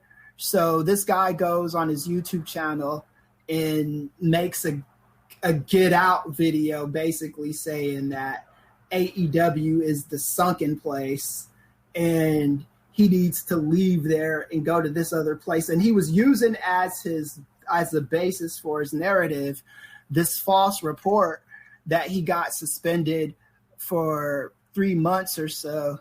And the guy was back on television in a couple weeks. So, I mean, we do need to, I mean, there isn't such thing in this industry as verifying sources and shit like that. So that's where the journalism, and I don't fancy myself a journalist, but I did go to school for journalism. You know, I wrote for all the school papers that I've gone to, for whatever school I went to. I've at least written 1 or 2 articles at these schools. I went to USC Annenberg, which is one of the top journalist schools in the world. So I do know the rules, and I know that you don't just fucking cherry pick shit that you want, because it would be wrong for me to, and that full disclosure from me, I do like AEW better than WWE at the moment, because WWE has given me 10 years of bullshit that I just, as a fan, I can't latch on to. And I'm not if you like WWE better, that's your business. But just because I like AEW better, I'm not going to sit here and pretend that, AEW is just doing everything wrong, right? WWE is doing everything wrong. You know, that's not true. And we got to put these things in perspective. And this dude is using his platform to weaponize some very serious charges against AEW in a joking type of way. Mm-hmm. And I think the thing for me, Chinyere, is like, there's one thing to bring an issue up, and we talked about this at the beginning of the show, but I think that's where a lot of things stop on social media, is people bring up issues or people bring up problems they have with the thing, and there's no follow through. There's no solution that is offered up. And so, like, people like this person, or some other people I've seen, in this wrestling kind of journalism bubble, like, will bring things up like this, and there's no solution. And so it's like, are you really trying to help this situation get better, or are you just doing this for the clicks, man? Like, are you just doing this to get some clout versus I actually want to help black talent get ahead in this industry? Yes, definitely. And also, it's one of those things, right, where, like, specifically as a journalist, right, I'm also not a journalist. I just happen to write for a few places, but I'm not a journalist or anything. But what I'm trying to say, right, is, like, as someone who's a journalist, that means that you get a lot of views and you get a lot of eyes and ears on your product and whatever you put out. And it can be very damaging for you to push such narratives, you know? So it's one of those things where I think, like you said earlier on, right? Like that it'll be best maybe if you found yourself at the media scrums and then you bring up these issues like consistently so that then it's one of those things where that voice is being heard. You get? I think that's something that you know, and I want to kind of wrap up this particular part of the conversation, Kris, but I think that's another thing that gets me, man, because it would be one thing if this person did not have access to Tony Khan and was kind of screaming from outside of the house. But it's like, dog, you have an opportunity to actually go and speak to this man. Like, that's a very rare thing. Like, it's a privilege to be able to be in these scrums. And it's like, dog, you got an opportunity to go there and actually ask some valid questions and get some answers from Tony Khan. But you're not trying to do that. That ain't what you're here for. You here to, you know, get your jokes off. You here to stir stuff up.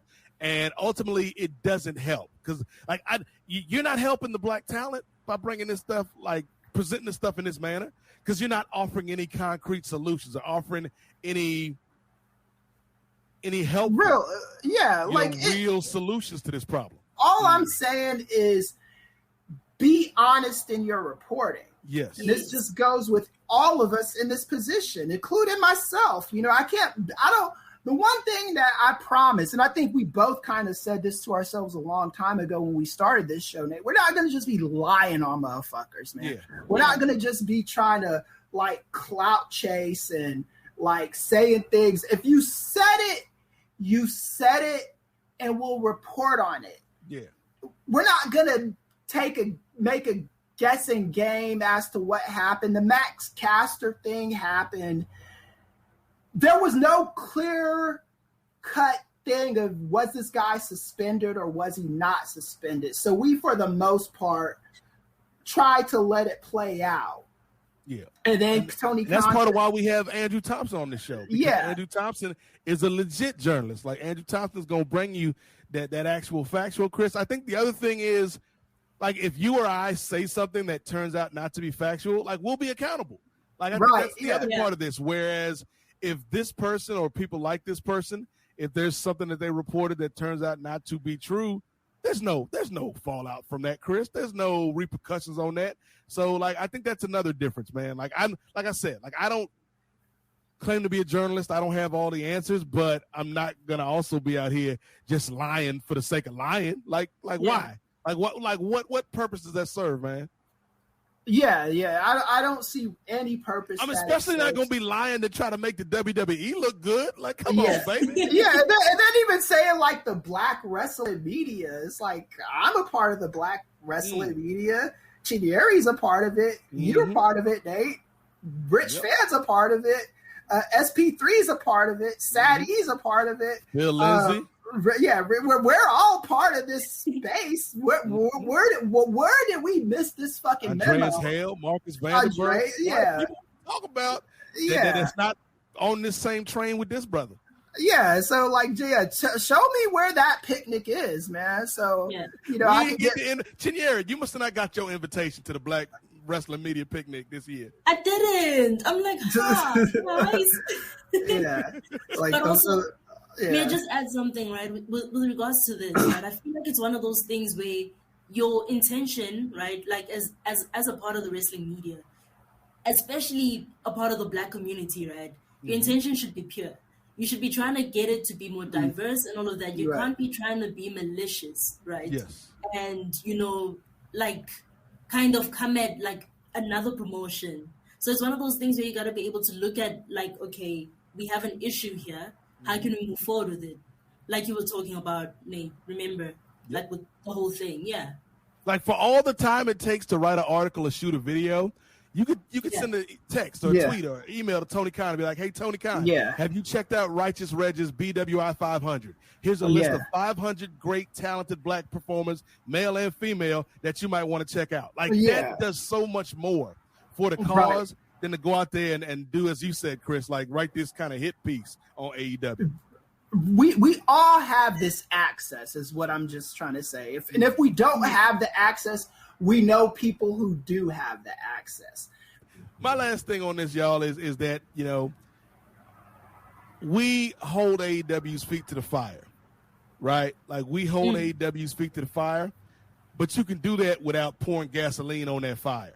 And I think that's what this did, and what some of these other folks out here who are just trying to get attention versus trying to get actions happen, and trying to promote this black talent, man. Because like that, at the end of the day, that should be what it's about. It's not about you. It's not about me or Kris. It's not about Chinyere. It's about our black talent getting opportunities, man. Our brown talent getting opportunities, man. And that should be, Kris, your goal in all of this, man. So don't put me in a position where I have to be caping for either one of these companies, man. Right. Like I don't want to, be doing that. Ain't nobody on this show on Tony Khan's payroll. Although I would not be opposed to that, Tony, if you listen to my brother. Right. Yeah. Like my whole thing is I want to just be honest in what I'm reporting, and I don't need. If Tony Khan wants to drop a check, if Vince wants to drop a check or whatever, we're still going to do what we do here. We're not going to be, changing things to make friends or make enemies. You know what I'm saying?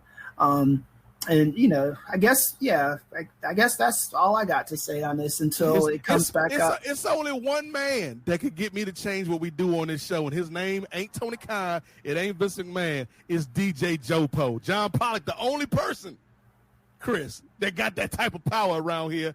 And John let us do what we do, so we ain't changing for nobody. Right, yeah.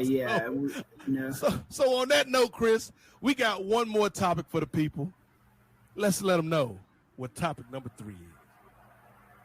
All right, so listen to the woman, Billy Hole. You don't remember that from White Man Can't Jump? I do remember that, yeah. Listen to the woman, Billy Hole. If I listen to her, does that mean I got to hear her? No.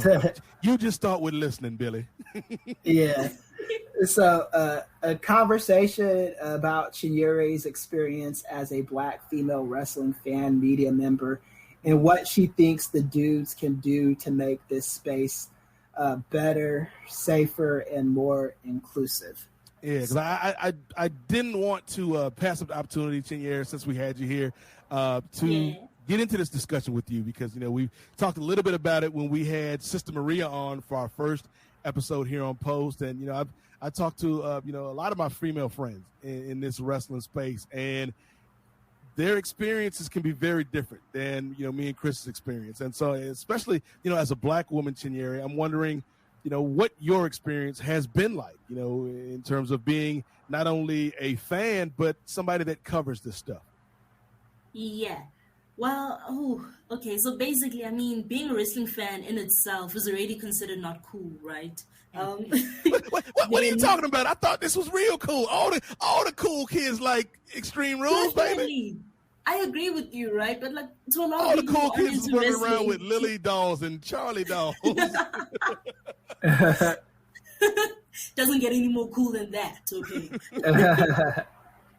But basically, it's just one of those things where, like, a lot of the times, like, people who aren't really wrestling fans, they don't find this cool. So they'll be like, "You're a wrestling fan? That's weird." Then they'll proceed to tell you, of course, that, like, that stuff's fake, right? And you're like, "Oh, what is Chad?"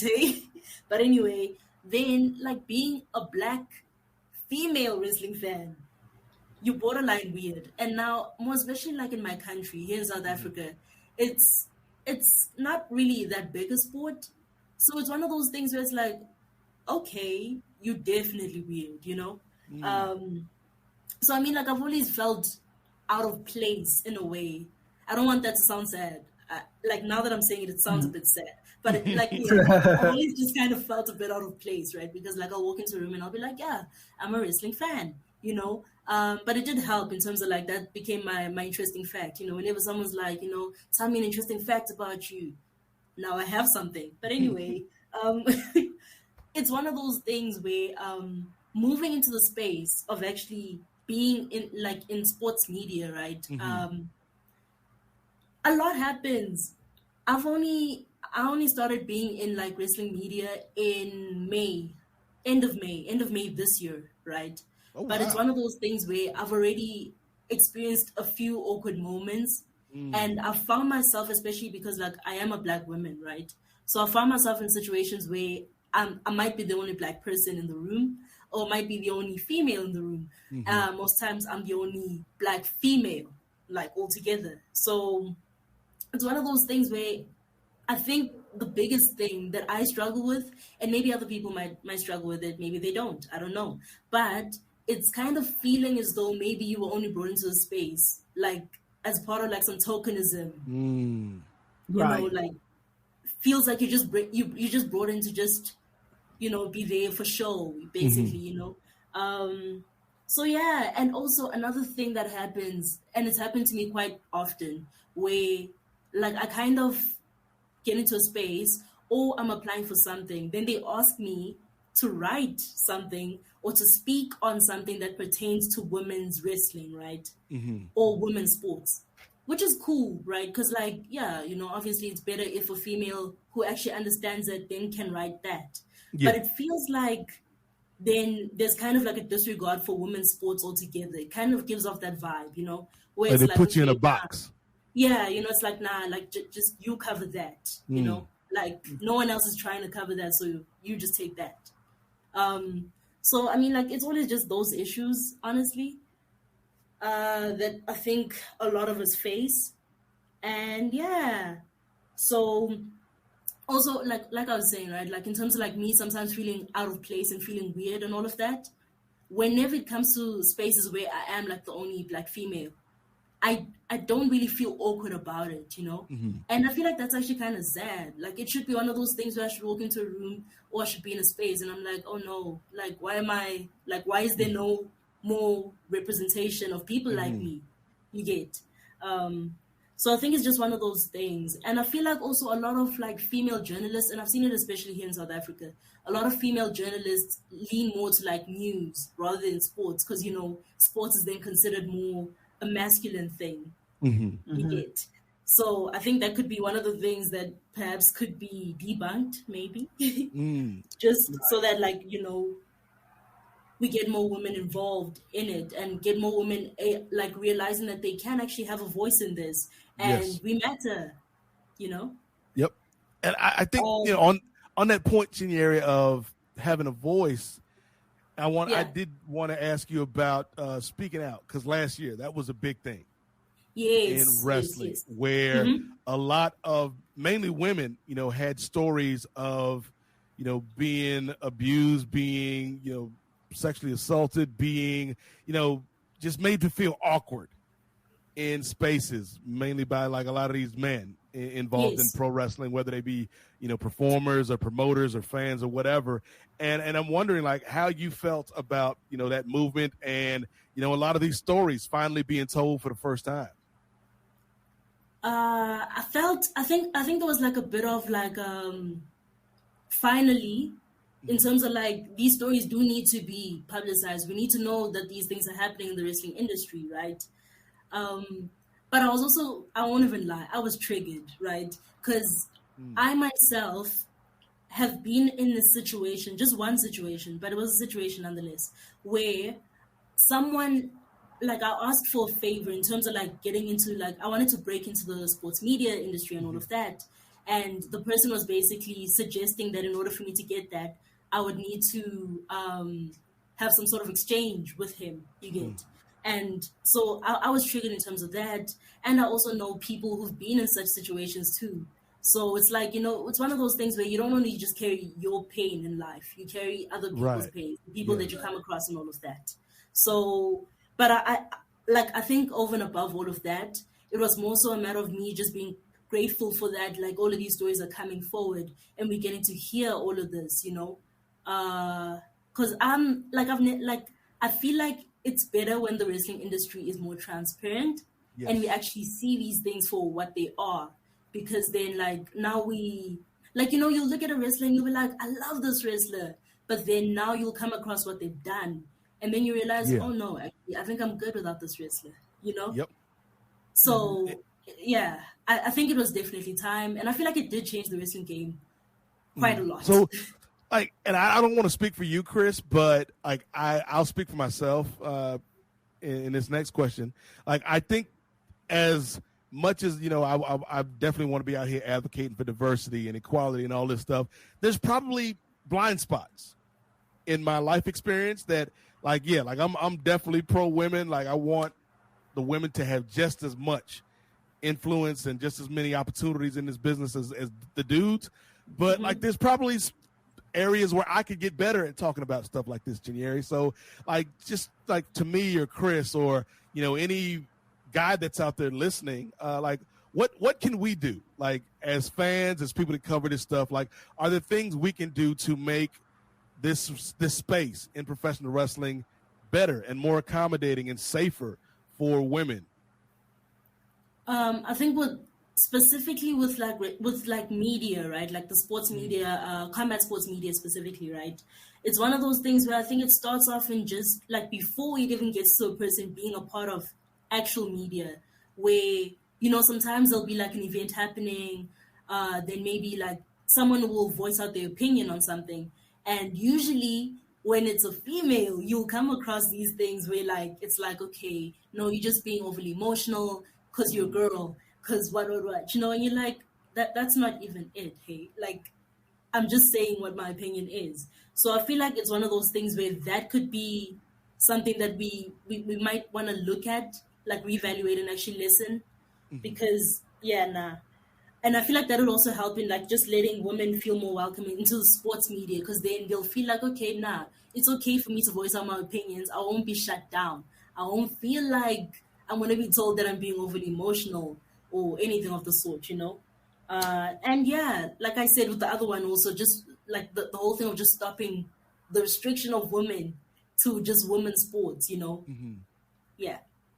It's crazy, Kris, because I'll see people, respond to, whether it's Chinyere or, somebody like Kristen Ashley or, Kate from Montreal or Sierra Reed, in terms of them having an opinion about something, and the responses that they get are way different than the responses that you and me get. People might disagree with us, Kris, but It almost feels personal when you got these dudes responding to a woman having an opinion on this type of thing. Yeah. Man. Yeah. I think, because at the end of the day, we do carry some degree of masculinity, and in society that tends to be more respected. It's a privilege, than femininity. And then also just even being friends with Mary and, other people in this space, Black women, you start to understand that the intersectionality with the Black women, because it's not just being a woman. Now, on top of being a woman, you're a Black woman, and then there's all these different stereotypes that goes with being not just a woman, but now a Black woman. Because then it's okay, you're afraid of having too much of an attitude or whatever, just certain things that white women might not necessarily have to go through.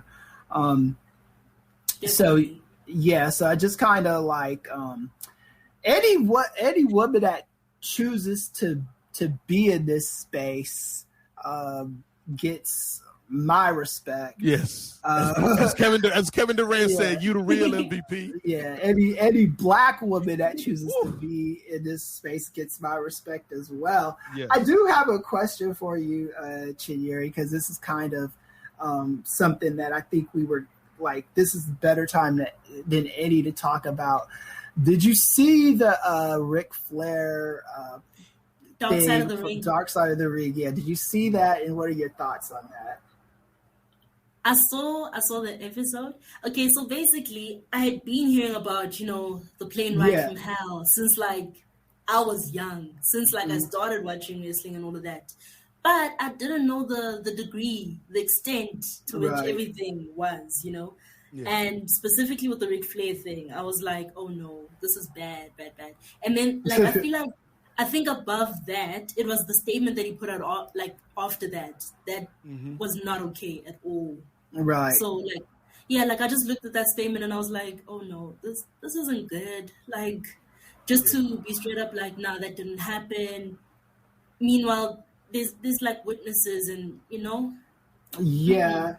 There's so many different stories involving Ric Flair and him opening up his robe, and it's been treated like a joke over the course of the decades. Mm-hmm. So for this episode, I wanted to reach out to Thea Vidal. So if you don't know who Thea Vidal is, she played Shelton Benjamin's mama on WWE in 2005.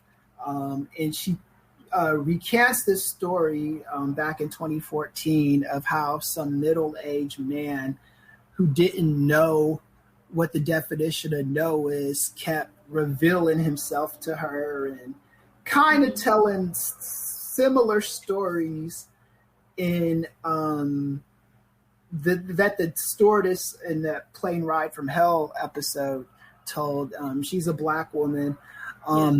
And it was just, in the description of this man, she said it was a middle-aged man who didn't know what no was, and he revealed himself running around naked and stuff. I wasn't able to confirm that it was Ric Flair that was doing that, but the story just sounds similar. I did reach out twice. I found her Facebook page, and then I found her Twitter, and both of them were kind of inactive. I did get somebody reach back out to me, but that person didn't give me anything conclusive to run off of. He just said that Thea Vidal is busy at the moment with tour dates or whatever.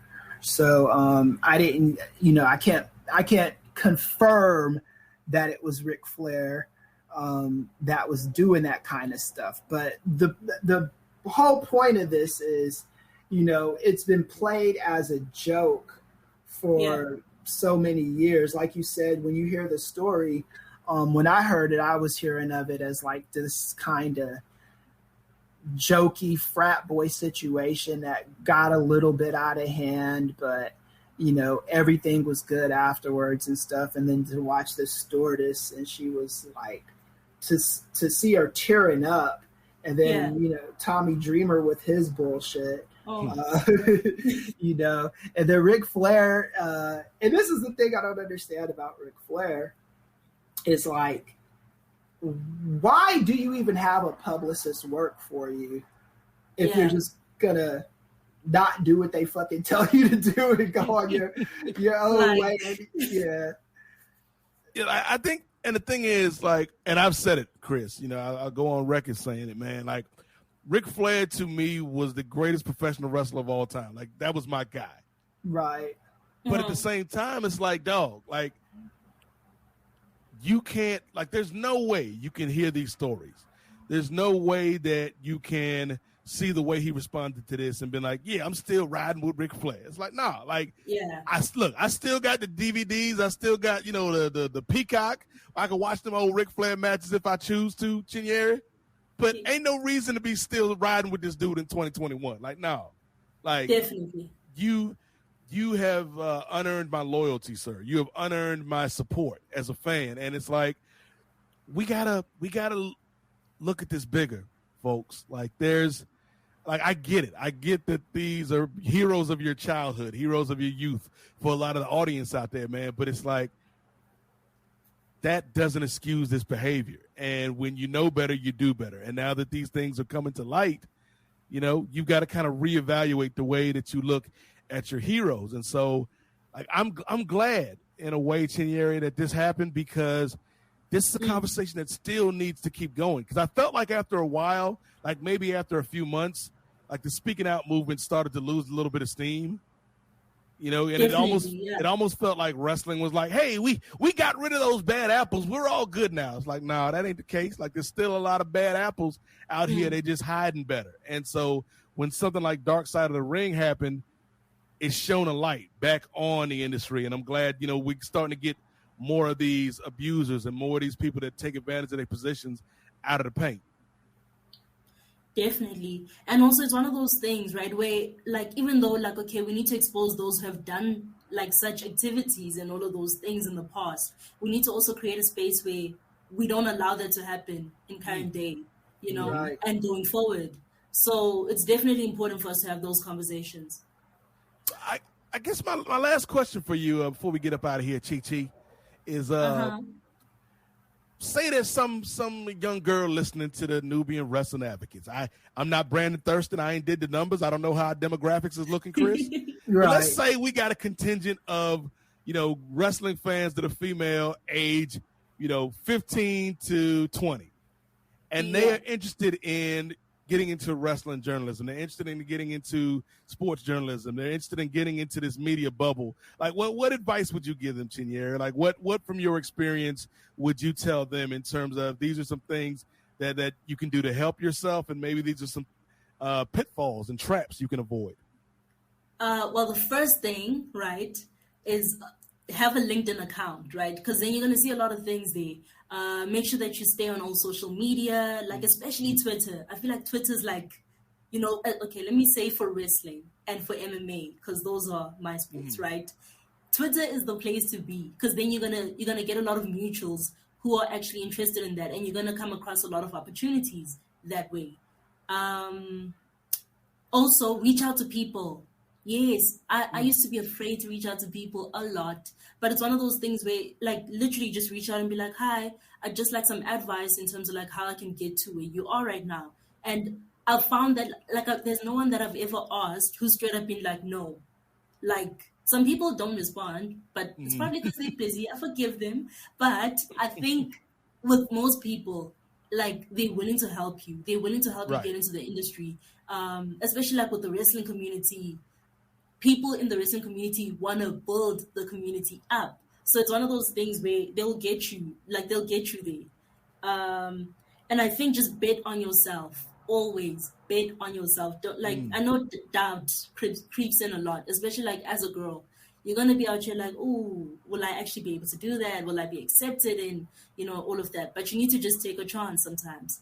And I think that's like the Twitter thing you mentioned is really important and underrated, because I think, you know, just pulling back the curtain and speaking about us, like I asked Andrew Thompson, I said, Andrew, we want to get some new voices on the show. Like, can you give me a list of some people that are good in the space and up and coming, like, that we could talk to, and your name was on the list. And then, you know, he connected us, and it's like, I probably would not have connected, or it would have taken a lot longer, you know, for us to connect had you not had that relationship with Andrew, and Andrew had that relationship with me. And so I do think, particularly when we're talking about, like, black people in this space, like, at the end of the day, man, like, we all we got. It's CMB, it's New Jack City.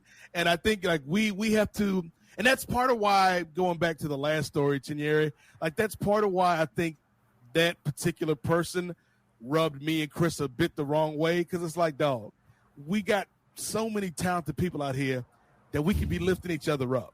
And like, what are you doing with your platform? So I'm really glad that, you know, Andrew was able to connect us and have you on the show this month. Yeah, like, Andrew just straight up reached out to me, you know, shot me a DM. I was like, ooh, okay. And I was very excited. So it's one of those things where I think just keep active, let people know of you. Like, just anyone knows of you. Like, oh yeah, that kid wants to ask me for advice, you know? It's one of those things where it goes a long way. Yep. And I also think, Kris, like, people can notice the work that you're doing. Even if, you know, you don't have the biggest audience off the jump, people know that you're putting in work. And people know, like, who's really about the work and who's about, you know, their craft and making things better, and who's just about getting their name out there and becoming famous, right?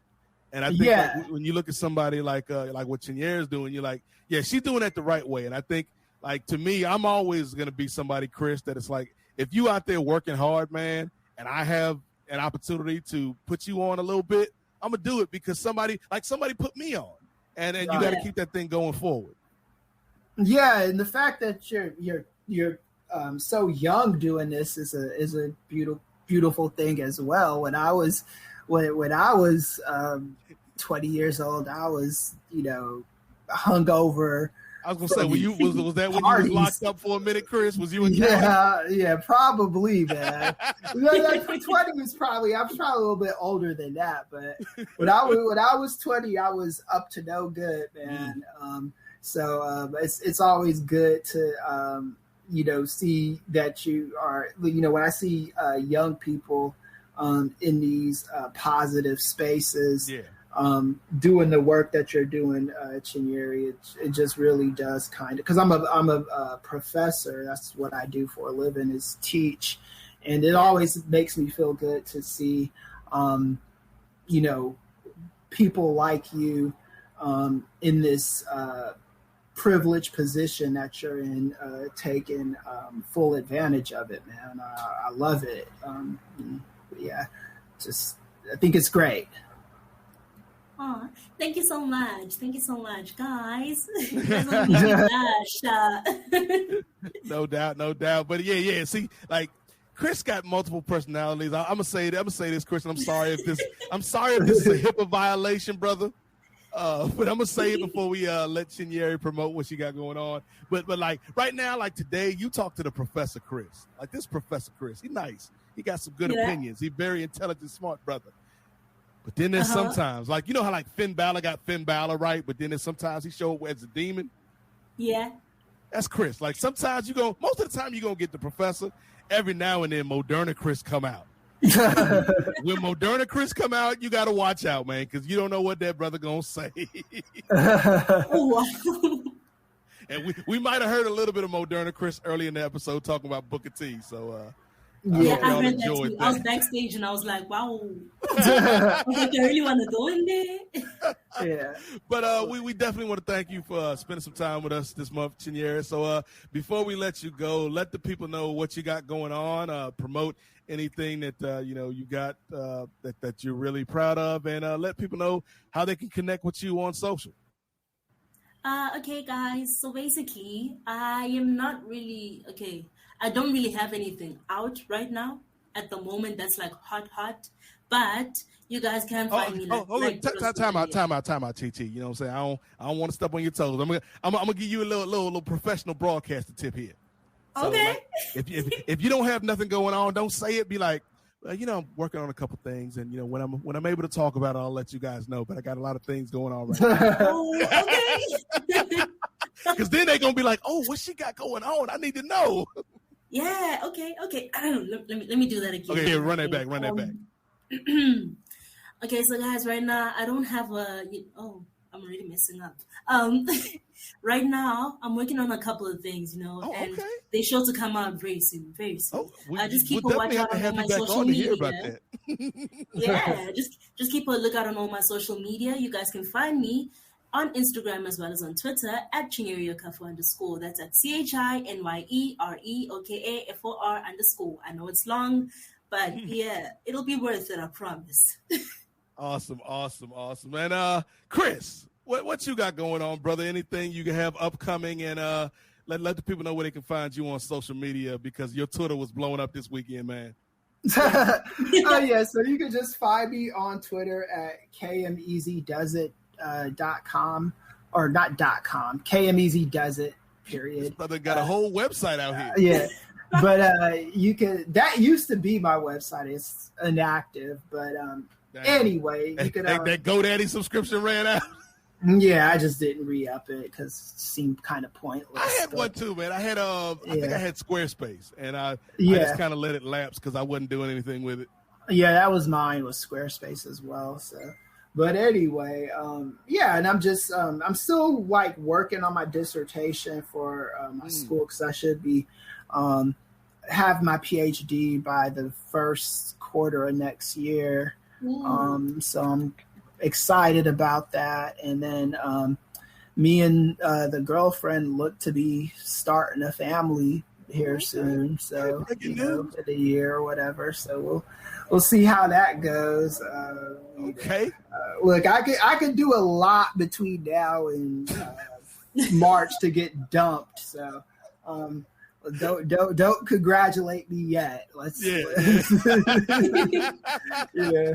Like, Kris, so how's that family coming? Oh man, we broke up. Like, Yeah. He'll be like, he's back to Nigerian women. Oh yes, that's wonderful. See, y'all had to be backstage to get that joke. You can find me on Twitter at N.W.A, MOZAIK at Nate Mosaic. Check out the Kings of Sport podcast. We have a Patreon, patreon.com/the Kings of Sport, where $5 gets you in the door for over 200 hours of content, audio and video. We talking pro wrestling. We talking sports. We talking politics. We talking MCU reviews. There's a live watch of Hamilton that I did last year that's on the Patreon. So we got a lot of stuff at the Patreon. If y'all want to support us, hit us up at patreon.com/the Kings of Sport. Of course, the Rocky Maivia Picture Show archives are still up here at Post Wrestling. If y'all want to check that out, and there might be news on that in the coming months. Just a lot going on here, man. Follow me on Twitter for updates on all of my shows. And before we get out of here, Kris, I do want to give a couple shout-outs. One, to that man we mentioned earlier, Righteous Reg, for providing us with the theme song here at the Nubian Wrestling Advocates. Want to shout out Austin James for our graphics here at the NWA Podcast. And, of course, big shout-out, as always, to John and Way, the proprietors of Post Wrestling, for being good friends, being good dudes, and providing us with a platform so that we can have all these hot takes that probably get them a lot of angry emails. So we definitely appreciate John and Way for being down with us and being down with the culture. We appreciate you for listening out there. Like everybody that listens to the show, we appreciate it. We'll be back with a brand new episode next month. We have no idea what we're going to be talking about, but whatever it is, it's going to be good. So, for the Professor Kris Ealy, for Andrew Thompson, and for our new friend, Chinyere Okafor, a.k.a. all NWA Chinyere, I am the Godfather. I am the Godfather, Nate Milton. And remember, the revolution may not be televised, but it damn sure will be podcasted.